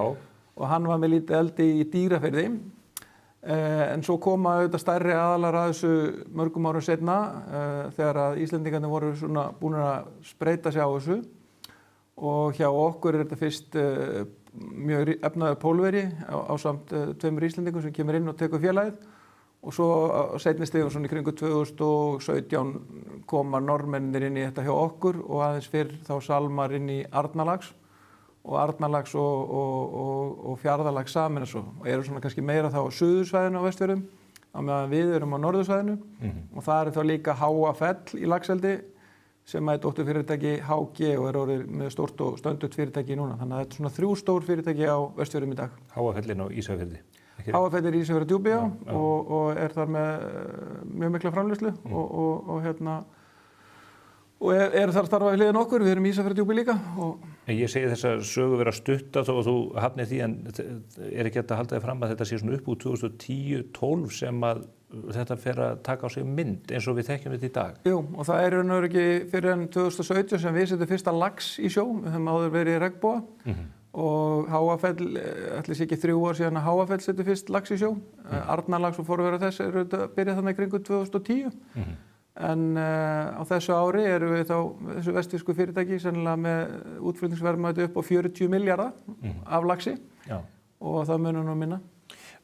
Þú nú Ísfirðingur í grunninn leyfi ég mér að segja en þú hefur eiginlega, þín fyrsta aðkoma að þessum laxeldismálum þar sem þú situr hinn með við borðið. Þú kemur sem bæjarstjóri til Ísafjarðar svipað leyti 2011 í Maríett. Hvernig blasti þetta við þér þá? Svona áður við teiknum við myndina eins og við sjáum þetta í dag. Það mjög merkilegt að þegar ég kem sem bæjarstjóri mitt upp úr kosningunum 2010 að þá laxeldi mjög lítið og í raun og veru mjög lítið að tala á Ísafirði og það fyrst og fremst þarna í Vesturbyggð, Patreksfirði og Arnarfirðinum og samgöngunar voru auðvitað bara með þeim hætti að það voru mjög lítið samskipti þarna á milli, satt best að segja. Alveg einangrunni við vetratímann. Já.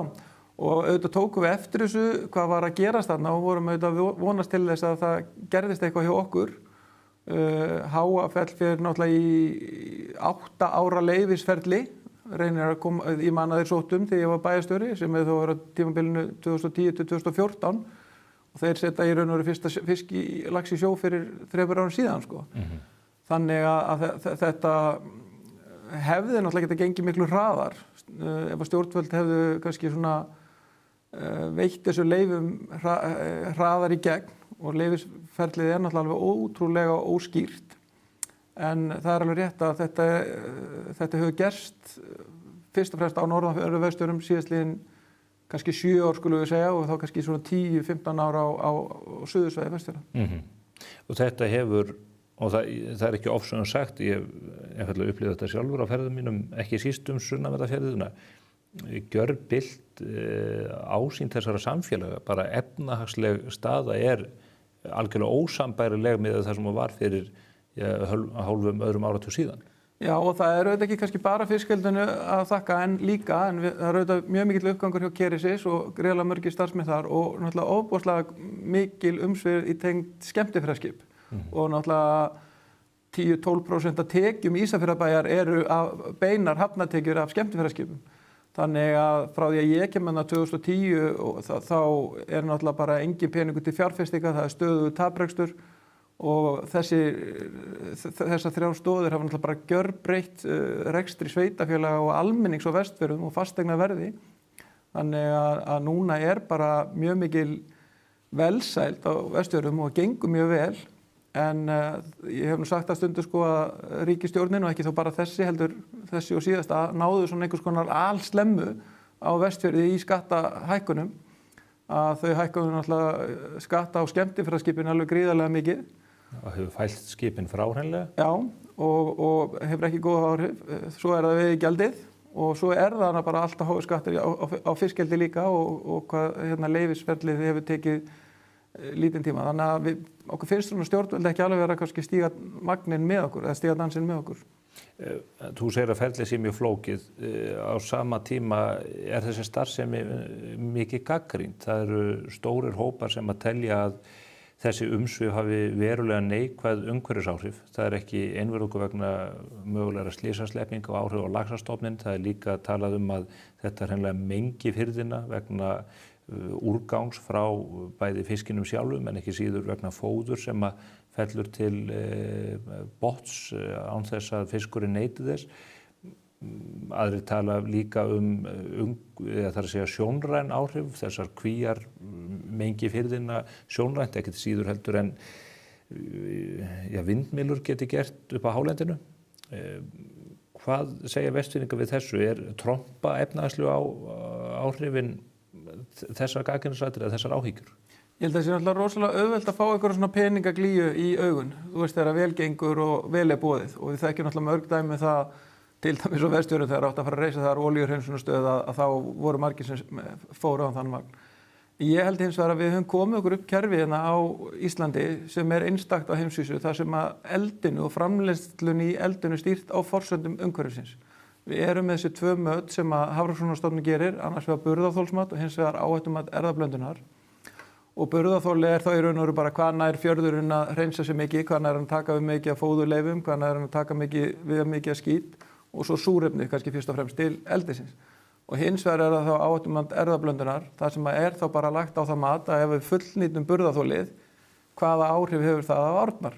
Og það þá þannig, í Ísafjarðardjúpi burðarþolið 30.000 tonn, en áhættumatið 12.000 tonn og þá trompar það. Af því að þá segir Hafrannsóknastofnun, heyrðu bara, ef þið farið yfir þessi 12.000 tonn af frjóum laxi, að þá höfum við áhyggjur á ánum, þannig að förum aðeins varlega. Já, 12.000 tonnin eru þakið sem að miðað við. Já, og þá getur þá alveg geldfisk eða regnbogasilung eða eitthvað slíkt. Þannig að við höfum að mínu mati komið okkur upp mjög góðu og umhverfisvænu kerfi og framleiðsluheimildina geta þá bæði hrifst upp og niður á við ef það gengur illa hjá okkur. Varðandi svo fóðurleifar og botnsýnaprufur, þá okkur gert það að taka botnsýnaprufur bæði þegar við erum í hámarka á framleiðslu og ef að þau gildi koma illa út, þá þurfum við að taka aftur áður en setjum út seiðið aftur og ef að það kemur ekki nægilega vel út, þá fáum við ekki setja út aftur. Þannig að það náttúrulega okkar hagur, bæði að það sleppi ekki frá okkur lax og að við göngum vel umhverfið. Og ég held að allar botnsýnaprufur á Vestfjörðum og hafa bara fengið nánast hæstu engun og það hefur aldrei komið til að við þurfum að hægja á okkur í þeim efnum. Þannig að þið eru sannfærðir að þessi áhrif séu óveruleg? Ég held að við séum ég ætla ekki að segja þau séu óveruleg, þau eru einhver, en þau eru þetta hagsmunamat sem að pólitíkin hefur náttúrulega þá bara farið í. Erum við tilbúin til þess að taka þessa áhættu, sem má orðið segja, með laxeldinu og þeirri hagseld sem í því felst og teljum við að hún sé ásættanlega með þann ávinning sem það skilar. Og ég held að svarið við þeirri spurningu sé já. En það auðvitað með fiskeldið eins og bara það að malbika götur í Reykjavík, skilurðu, að það hefur umhverfisáhrif að malbika götur eða byggja hús eða eða reisa fiskverkun eða skemmtingar eða kringlu eða hvað sem það hefur allt áhrif. Þannig að við stundum fundist við lenda þannig í umræðinni að það sé gera okkur svo krafa að hafa engin áhrif. En við förum í umhverfismat og við komumst ekki í gegnum umhverfismat nema áhrifin séu metin óveruleg og afturkræf. Og ég held að ef þú tækir allar kvíar af Vestfjörðum í dag, að þá sæður engin ummerki eftir 6 mánuði, bara engin. Allt horfið. Allt horfið og botnin í fínu formi og laxveiðarnar eru í fínu formi, þannig að ég er sannfærður um það að þetta eru óþarfar áhyggjur. En sjónræn áhrifin, þau eru kannski meira huglæg auðvitað. Þetta eru kvíar og þær eru upplýstar, það eru þetta umsvif í tengslu við þjónustuna við þessar kvíar. Finnið þið fyrir því, til dæmis út frá ferðaþjónustuna annað, að mönnum þykir þetta orðið of svona frekt til fjörsins þarna? Það tel ég ekki. Ég tel í fyrsta lagi að því að nú starfaði ferðaþjónustu sjálfur. Það eru bara mjög margir til þess sem hafa áhuga á að fræðast um það hvað við erum að gera. Vilja koma í sláturhúsi hjá okkur, vilja fara út á kvíarnar hjá okkur. Það er auðvitað hins vegar alveg rétt að í einhverju tilvikum sérðu kvíarnar. Þú sér kvíar til dæmis allan Arnarfjörðinn og þú sér kvíar og fóðupramma sem kannski ennþá meiri áhrif af víða í Ísafjarðardjúpi. En ég get þó ekki bent á annað en það að er ekki bara 2 ár síðan að Vestfirðir voru valin áhugaverðasti ferðamannastaður í heiminum af Lonely Planet. Þannig að þá voru konar fullt af kvíum sko. Þannig að ég held að þetta geti alveg farið saman og ég held að allavega þeir ferðamenn sem ég hitti mjög oft hafa mjög mikinn áhuga á því bara að vita hvað er það sem þið gerið, á hverju lifið þið. Ég byrja, er það alla fisk? Og þeim finnst þetta áhugavert og þetta er ekki að trufla þau. Borða þeir eldisfiskin hjá okkur? Það er eitt af því sem er mjög leiðilegt að við erum í raun og veru ekki konur með neina alveg flökun og fullvinnslu afurðum á Vestfjörðum eða sem sagt á mínu svæði. Og ég myndi vilja gera miklu meira því að reyna að koma þessu bæði til ferðamannanna og eins bara inn í búðir á Íslandi og þannig að fólk gæti keypt vörun okkar. Það er algjör, ég ætla ekki að segja að sé staðreynd, en ég held að laxinn frá Vestfjörðum, ég þekki hann ekki frá Austurum, ég held að sé svipaður, ég held að það sé besta prótein sem þú getur fengið í heiminum í dag og það endurspeglast í því að við erum að fá mjög há verð fyrir afurðina okkar. Hún er mjög eftirsótt, það er meira framboð af laxi, meira eftirspurn eftir laxi heldur en framboð og það er til dæmis ástæðan fyrir því að menn eru að fara í landeldi og svo framvegis að þeir hafa ekki náð að mæta framboðinu eða mæta eftirspurninu fyrirgeru af laxi.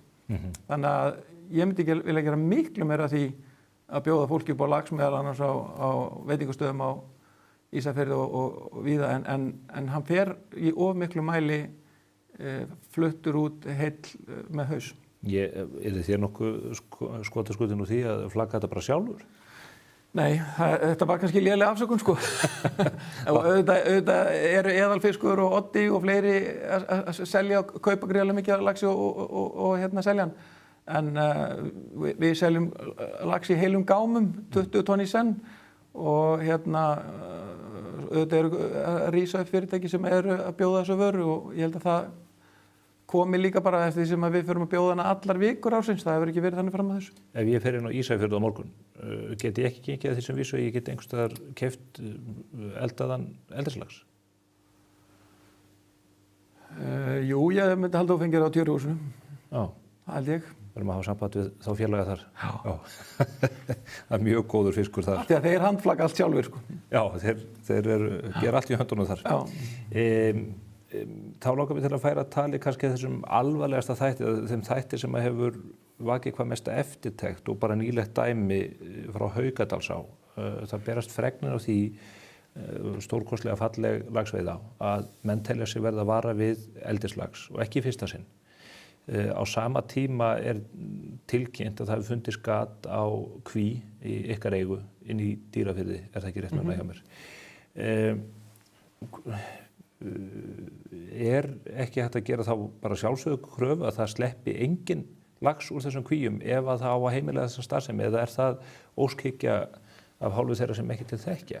Það er sannarlega það sem við erum að vinna alla daga en við erum auðvitað meðhöndla fiskinn tiltölulega eftir, við erum að taka hann borð í báta til þess að telja hann, við erum að taka hann úr kvín og inn í brunnbát þegar við erum að meðhöndla hann til dæmis fyrir lús og fyrir slátrun Og svo þetta auðvitað þannig líka að við erum í eldi á stöðum sem að hefði ekki verið hægt að vera í eldi held ég fyrir 20 árum síðan. Það bara gengur mjög mikið á og eins og til dæmis í þessu veðurfarslega, eins og til þess að held ég í þessu tilviki þar sem þetta gat kemur, höfum við grunum að selur hafi farið í og naga gat á kvinna, eða það allavega einn kenningin á þess að við getum staðfest það eitthvað. Og það auðvitað veikleikinn í eldisbúnaðinum hjá okkur að það bara einn þröskuldur milli fisksins og það að hann sleppi. Það er bara, nótapókin einfaldur. Það eitt net. Það eitt net. Og eins og bara ef þú þekkir úr einhverjum öðrum rekstri eða bara bílnuðinum að þú ert bæði með airbag og þú ert með öryggisbelti og einhverja klessuhörni. En þarna þá einn barrier, ef maður segir það. Ein fyrirstaða. Já. Og það væri áhugavert að skoða það hvort það væri hægt að hafa 2 net, en þá ertu komin í mjög flókið að þrífa netin, það geti haft áhrif á súrefnisflæðið og svo framvegis. Þannig ég held að við stefnum að því, okkur langar að komast þangað engin fiskur sleppi, en ég held að það muni alltaf koma upp á óhöpp og ég held að það sé til dæmis eins og Matvælastofnun hefur gert núna, þegar fiskurinn orðinn yfir 4 kíló, þá ber okkur að hafa aukið eftirlit með fiskinum.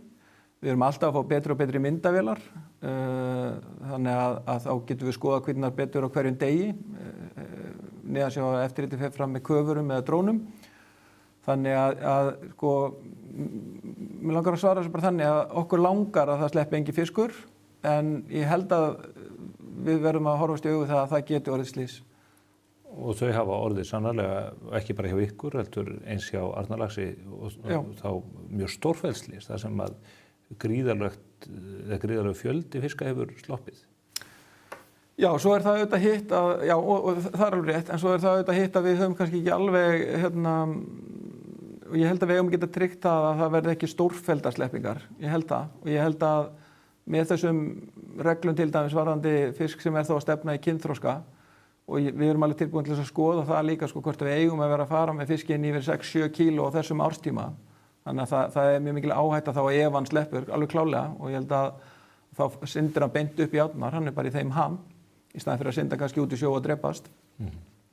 Og ég segi það bara líka að það ekki okkur í hag að fiskurinn syndi upp í árnar og ég skil alveg, ég hef bara fulla samúð með, eða fulla skilninga á því að veiðiréttar hafa engan áhuga á því að fá eldislax upp í árnar sína Þó að vandamælu sé kannski orðið svolítið núna að þeir þekkja hann ekki sundur, við erum með svo flottan fisk að þeir eru farin að veiða alls konar fisk og halda þessi eldisfiskur en svo kemur það í ljós að hann viltur Þannig að ég held að strókið og ef þú fer til Noregs þá eru menn ekki að horfa á strók sem stórt vandamál þegar kemur að lax og laxveiði í dag og reynda mjög áhugaverð skýrsla sem kom út nýverið í Noregi að þar var það í fyrsta sinn viðurkennt að það stangveiðimaðurinn sem stærsti áhættuþátturinn á villta-laxinn en ekki laxalús eða strók.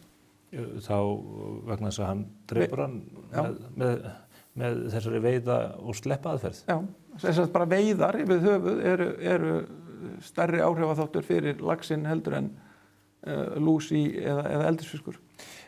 Annað þessu, þú nefnir að þið sé að leitast eftir þessu, þú nefnir þennan möguleika að vera með 2 nótapoka. Þetta í vinst? Erum við að fara að sjá fram á einhverja nýjungar eða nýja aðferðafræði á komandi misserum sem að dregur enn frekar úr þessari áhættu? Já, búnaðurinn alltaf að vera betri og betri og það eru miklu betri. Við til dæmis erum á þessu ári að öll net sem við kaupum núna eru miklu sterkari heldur en voru áður. Og það eru til enn sterkari net sem eru reynda bara mjög kostnaðarsöm.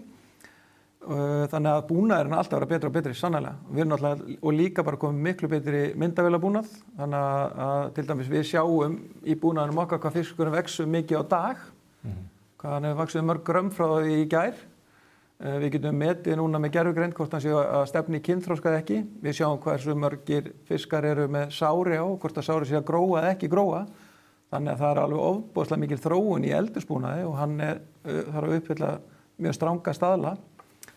En það enn og aftur bara þetta og öll strók, nánast öll strók eru út af mannlegum mistökum. Og eins og í okkar tilviki, við sáum ekki gatið.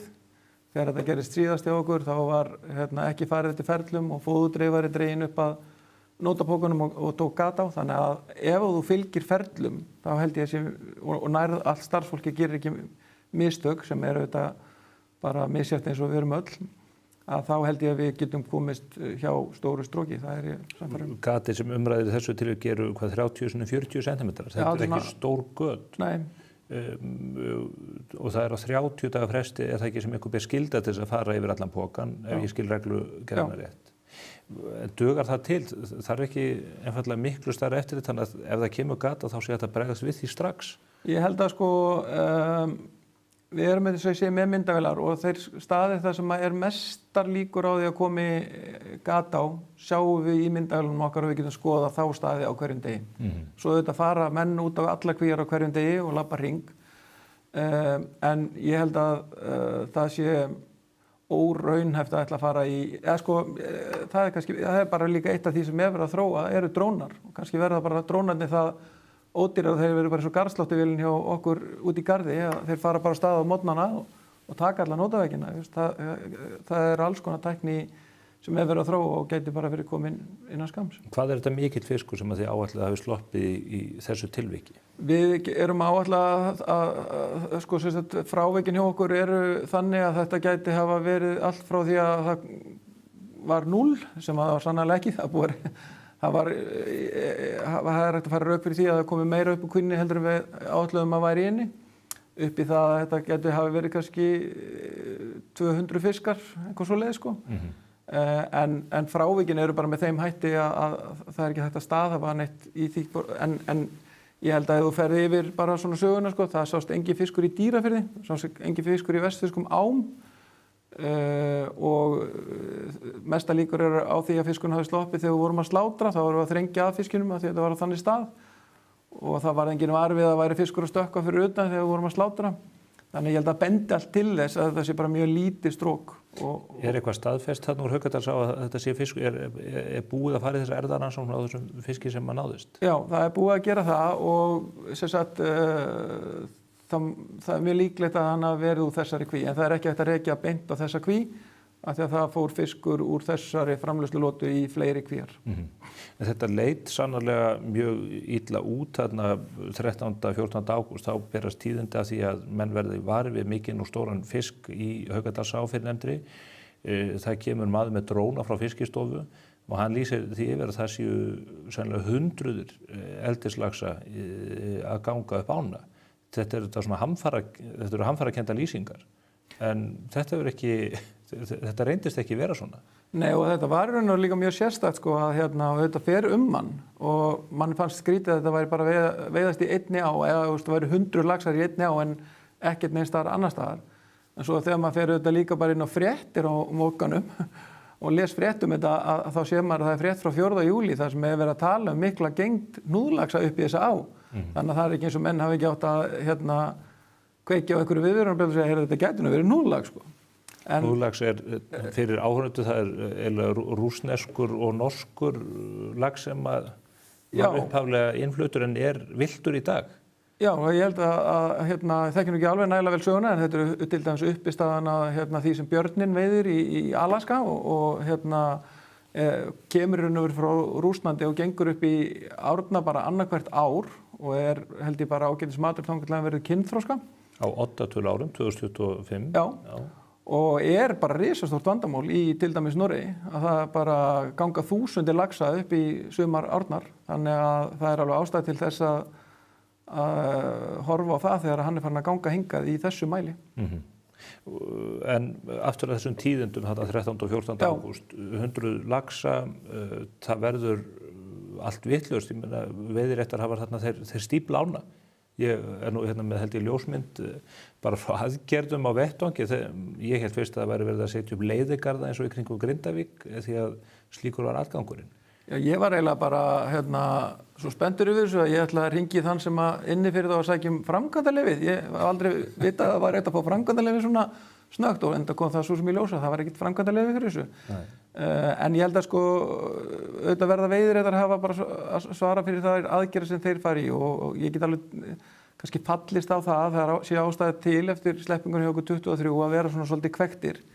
en hins vegar má þó ekki gleyma því að árið eftir fer Hafrannsóknastofnun og skoðar allar þessar ár og það ár fundust 30 strókulaxar, þar af í 16 í ár sem að við eigum, við segjaðeldisstöðin okkar í Norðurbotni og rétt við sleppinguna sem varð 2023 og í raun og veru finnast bara engir laxar í neinu laxamyndavélum, teljara myndavélum og það finnast engir laxar 2024. Þannig að þrátt fyrir það hafi orðið þetta erfiða stók 23 að þá virðist það ekki hafa haft mikil áhrif á laxveiðarnar og einhvern veginn núna þegar þessar fréttir komast að þá, og ég vona það sé kannski lærdómur sem fólk taki að þessu, svona leifum þessu, þetta ekki bráðavandi sko, leifum sérfræðingunum að meta þetta, þú veist, þetta allt eldislax, þú veist, hvaðan hann að koma, þú veist, hann í mörgum ám, og vera kannski á Vaðbergi, þú veist, eins og menn gera, en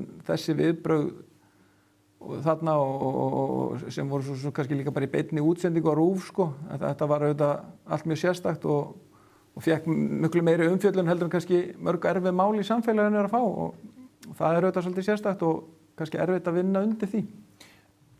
Þegar þetta gert upp, einhverja tölur sá ég að það væri búið að senda inn 22 laxa, þar væru 7 staðfestir eldisfiskar, annað væri nú sennilega villtur lax. Miðað við þessar tölur og svo þessar fullyrðingar og þessar aðgerðir, lítið þið svo á að þetta sé áróðustrið? Eru menn á einhverjum viðkvæmum tímapunkti að blása hluti upp? Sko, það alveg klárt að sko, það mjög mikil áráður sko, gegn fiskeldinu og eins og Icelandic Wildlife Fund sem að náttúrulega gefið svo út fyrir það að vera náttúruverndarsamtök eru þetta ekki annað en hagsmunasamtök og eru mjög sérstætt að það sé ekki búið að úrskurða þau sem hagsmunasamtök eins og hjá umboðsmanni Alþingis þegar þau eru að veita umsagnir og annað slíkt og auðvitað liggur það fyrir að það yfirvofandi nýtt áhættumat þannig að það örugglega mjög mikil eftirspurn eftir vondum fréttum frá okkur hjá þessum aðilum, það engin vafi að því, þau eru mjög vel skipulögð og mjög vel fjármögnuð líka.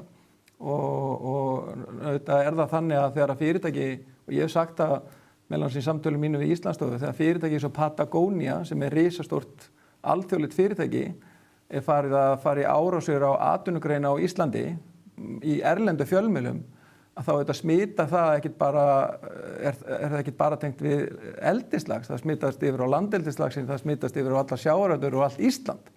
Þannig að maður hefði haldið að það væri alveg til hjá Íslandsstofu að bregðast við þegar að fyrirtæki eins og Patagonia bara komin í beina herferð gegn Íslandi eins og ég horfa á það, ekki bara íslenska laxi. Hvað eru þeir að gera?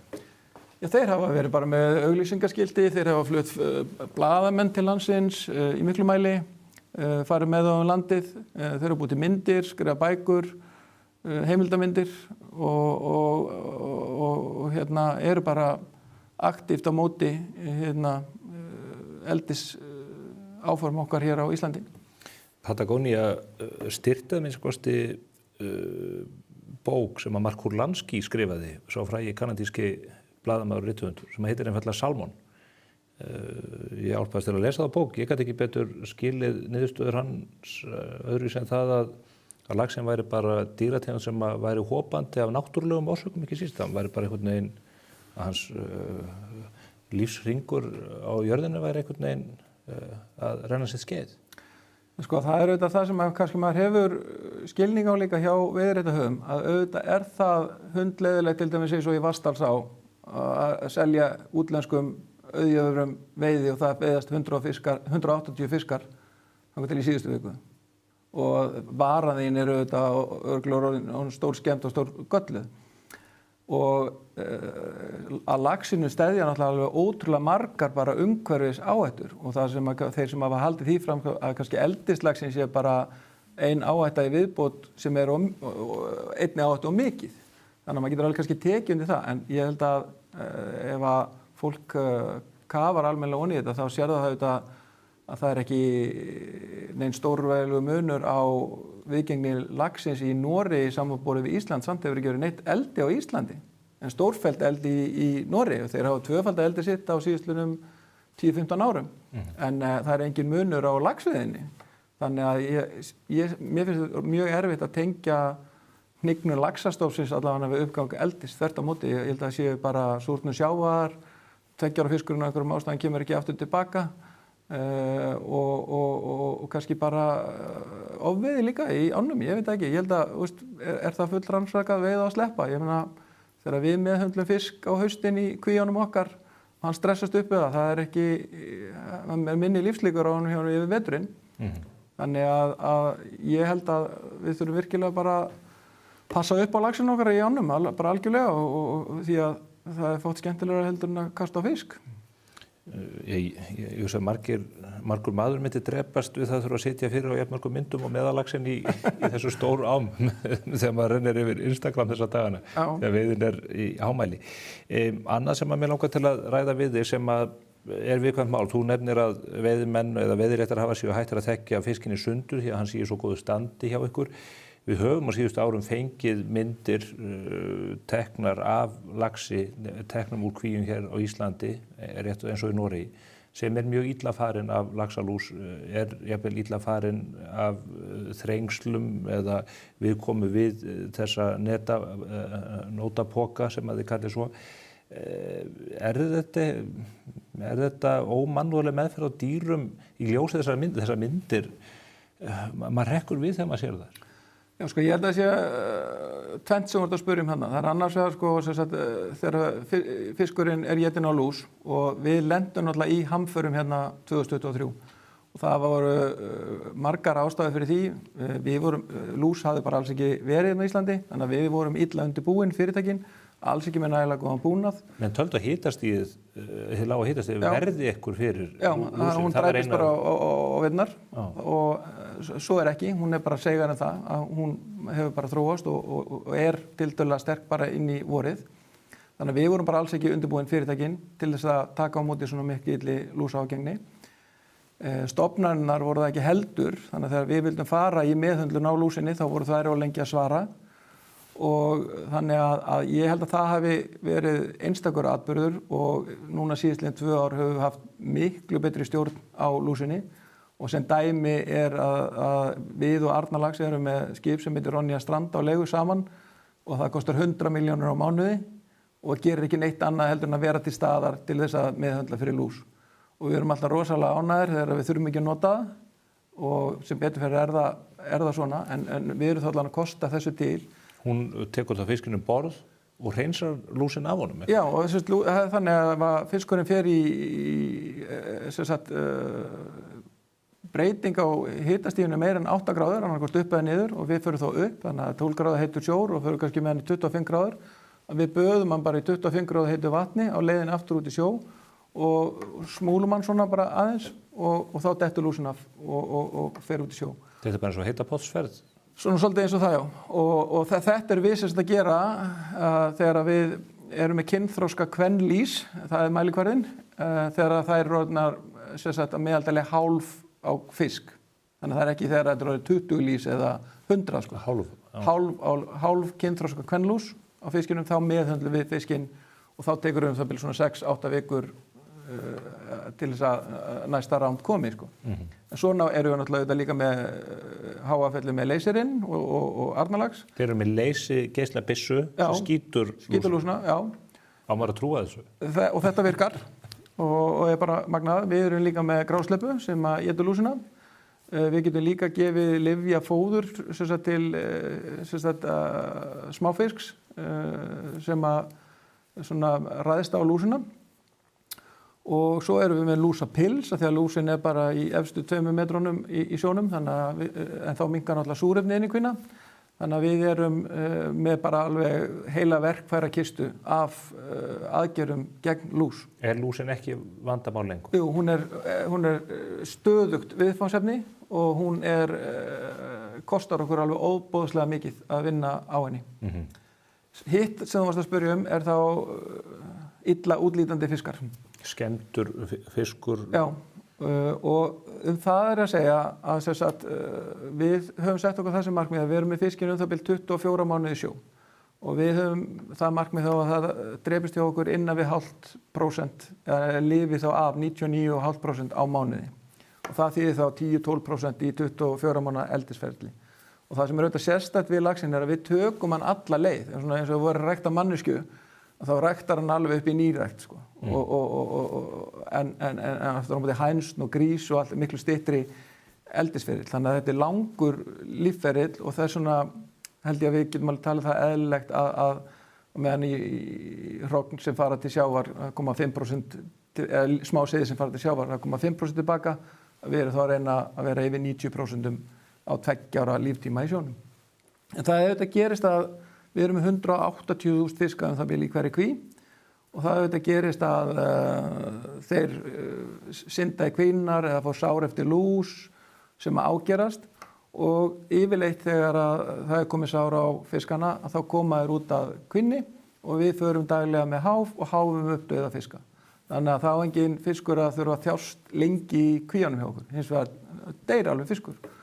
Þannig að ég held að það hafi náðst myndir af einum og einum fiski sem lítur ekki vel út, að þá er bara sagan þannig að í fyrra var 99% af þeim afurðum sem fóru frá okkur í hæðsta gæðaflokki. Þetta er eftirsóttasti fiskur innan Mowi samstæðunar sem selur 600.000 tonn á ári og ég held að við getum bara verið rosalega og náttúrulega bara sá fiskur í það framleita prótein í heiminum sem hefur lægst kolefnisspor sko. Þannig að við getum verið rosalega stolt af laxinum okkar, held ég, og þetta er bara rosalega flott framleiðsla og góður matur. Eitt er að fiskurinn líti vel út í kæli hjá einhverju verslun út í heimi. Þetta mat á gæðunum, er það líka sjónrænt út frá þessu mögulegu áverkum sem að geta verið á fiskunum? Já, og það er sem sagt, í okkar tilviki þá, það voru 95% af fiskinum okkar sem voru þá bara algjörlega fullkomnir í útliti og sem eitt dæmi er að þegar fiskurinn verður kynþroskaður, hann er skredni og fær svona undirhöggu, þá kemst hann ekki lengur í fyrsta gæðaflokk. En svo er kannski þá af hinum 5%-unum, þá getur verið kannski eitthvað svona smá sár einhver staðar eða bara þegar við erum að slægja fiskinn, þá skerum við eitthvað vitlaust og þá getum við af þessum 5% gátum við breytt 95% af því í fyrsta flokks flök. Þannig að ég held að þetta segi, og þetta er einstakt í heiminum, það er bara, ég held að þetta er við kannski fleiri íslensk eldisfyrirtæki en það er norsk eða sílesk eða færesk eldisfyrirtæki er ekki að ná þessum árangri í gæðum, bara alls ekki. Ég hef heyrt Vestfirðinga en líka fólk sem er skeptist á starfsemin almennt segja þetta, það er hætt við því að þetta sé atvinnugrein sem hafi komið hér inn með nokkrum kvelli en muni hverfa fljótt að vettvangi aftur. Erum við vissum það að þessi starfsemi sé komið til að vera og hver verða þá áhrif hennar á samfélögin bæði fyrir vestan og austan og mögulega fyrir norðan líka og svo Ísland í heild? Mér finnst þetta bara algjörlega frábær spurning og ég ætla að byrja á að svara henni já, af því að svo ætla ég að koma með eftirmála. Ég held að fiskeldi sé komið til að vera, en það er ekki sjálfgefið. Það er alls ekki sjálfgefið því að sko lax er í raun og veru hrávara sem sagt inn í vinnslur og þú getur meira og minna bara keppt á kostnaði. Þú getur auðvitað eitthvað búið til einhverja sérstöðu en í lok dagsins þarftu að vinna á kostnaði. Við erum með ofboðslega stuttan glugga til þess að setja fiskinn út. Í Færeyjum til dæmis setja út fisk alla mánuði ársins af því að það þarf að vera hærra en 4 gráður í sjónum. Þannig að við erum með mjög fáa mánuði þar sem fiskurinn vex vel. Laun eru há á Íslandi. Lógistikinn á markaði, við erum 3 dögum lengra frá Evrópu heldur en Noregur og Færeyjar, lengra frá allavega. Við eigum mjög góða sérstöðu inn á Bandaríkjamarkað þannig að við erum komið með eldri fiskinn á markaðinn. Þannig að það sem mér finnst vera svo mikilvægt núna, það er að stjórnvöld geri upp við sig eitt skipti fyrir öll að við ætlum að vera í þessari grein. Og það þarf að búa greinin til umgjörð sem við getum starfað í. Og við vorum að ræða það hérna áður en fórum inn í hljóðvél áðan að síðasta ári var meðalstærð seiða hjá Arctic Fish 150 grömm. Við þurfum að komast í 1000 grömm, 1 kíló. Og það þýðir þá bara að við þurfum að framleiða 7000 tonn af seiðum á landi og Samherji er í dag stærsta landeldisfyrirtæki í heimi með 3000 tonn. Þannig við erum að tala risa landeldi líka í laxinum. Og við höfum eftir að fara í ofboðslega mikið af fjárfestingum. Sem að mun verða á Vestfjörðum. Já. og seiðaeldi verður ekki endilega á Vestfjörðum. Það getur verið hvar sem og eins og staðan í dag að þá mikið framboð af seiðum frá landeldisfyrirtækjunum af því að þau eru búin að byggja seiðaeldisstöðvarnar sínar og eiga kannski eftir að klára fjárfestinguna alla leið upp í 5 kíló. Þannig ég held að það sé alveg ótrúlega tækifæri í því að nýta til dæmis hitann í Ölfusi, Reykjanesi, Kópaskeri og ala seiði upp í kílóstærð og dýfa þeim þá kannski 8 til 12 mánuði í sjó í staðinn fyrir 2 ár. Sem dregur úr umhverfisáhrifum í fjörðunum? Algjörlega, minnka líkur á sleppingum, öllu þessu og það þetta sem stjórnvöld þurfa að gera okkur kleift að gera. Eru þau ekki að gera það? Nei, ég tel ekki svo vera. Í bæði regluverkið allt og sviðáseint og þá ég ekki endilega að tala um lögin, heldur bara reglugerðir. Það er til dæmis mjög erfitt að breyta leyfum eða færa til staðsetningu og svo framvegis. En svo það auðvitað líka skattarnir að nú var gjaldagi á fiskeldisgjaldinu bara síðasta föstudag og umhverfisgjaldinu í gær og við sjáum bara að við erum að borga 6,7% af veltunni okkar, ekki hagnaði sko. Og ég held að við varum bara mjög sáttið við það ef við náðum 7% framlegð. Við erum að borga 7% af framlegðin okkar, af veltunni okkar í eldisgjald og umhverfisgjald. Og þú veist, ef við værum að starfa á þessari stærðargráðu í Noregi eða Færeyjum, þá værum við undanþegnir eldisgjöldum. Og þetta ofan á skattsporið okkar sem útsvar og öll umsvegin, olíugjöld og hafnargjöld og tekjuskatt og allt þetta sko. Þannig að ég held að það sé alveg augljóst í mínum huga að stjórnvöld þurfa svona að leyfa greininni og þau þurfa bara að sætta sig við það. Það ekki svigrúm fyrir sértæka skatta á eldi næstu 5-10 árin og með við erum að fjárfesta. Ef við ætlum að... En hefur einhver að trúa því að þið munum mæta skilningi því? Mér sýnist nú staðan eiginlega hvort öllum atvinnugreinum frekar vera svo að það að bara skrúfuna enn fastar að... Já, ég tek undir þær áhyggjur en það sem að vekur mig þó von í hjarta að atvinnuráðherra hefur talað mjög jákvætt greinina, talar þetta sem eina vaxtarsprotunum. Mér finnst það líka jákvætt að hún virðist vera búin að ætla að fresta löggjöfinni frá haustþingi fram á vorþing sem að gefur mér þá von að hún ætla ekki að taka löggjöfina eða drögin á löggjöfinni sem Svandís Svavarsdóttir samdi fyrir okkur og kom svo í ljós korteri síðar og hún var á móti fiskeldi. Þannig að ég hef fulla trú á því að allavega mjög mikla von til þess að þau standi við þau orð sem þau hafa sagt og allir stjórnmálaflokkar sem eru á þingi í dag hafa lýst yfir stuðningi við eldið. En við þurfum að skipta svolítið gír í löggjöfinni úr umhverfislöggjöf yfir í atvinnulöggjöf. Bara hvernig verðum við stærri en Færeyjar, hvernig komumst við 100.000 tonn eða 200.000 tonn í fiskeldi með tilheyrandi jákvæðum áhrifum án þess að við göngum á náttúruna eða villta laxinn. Og ég held að það sé vel hægt.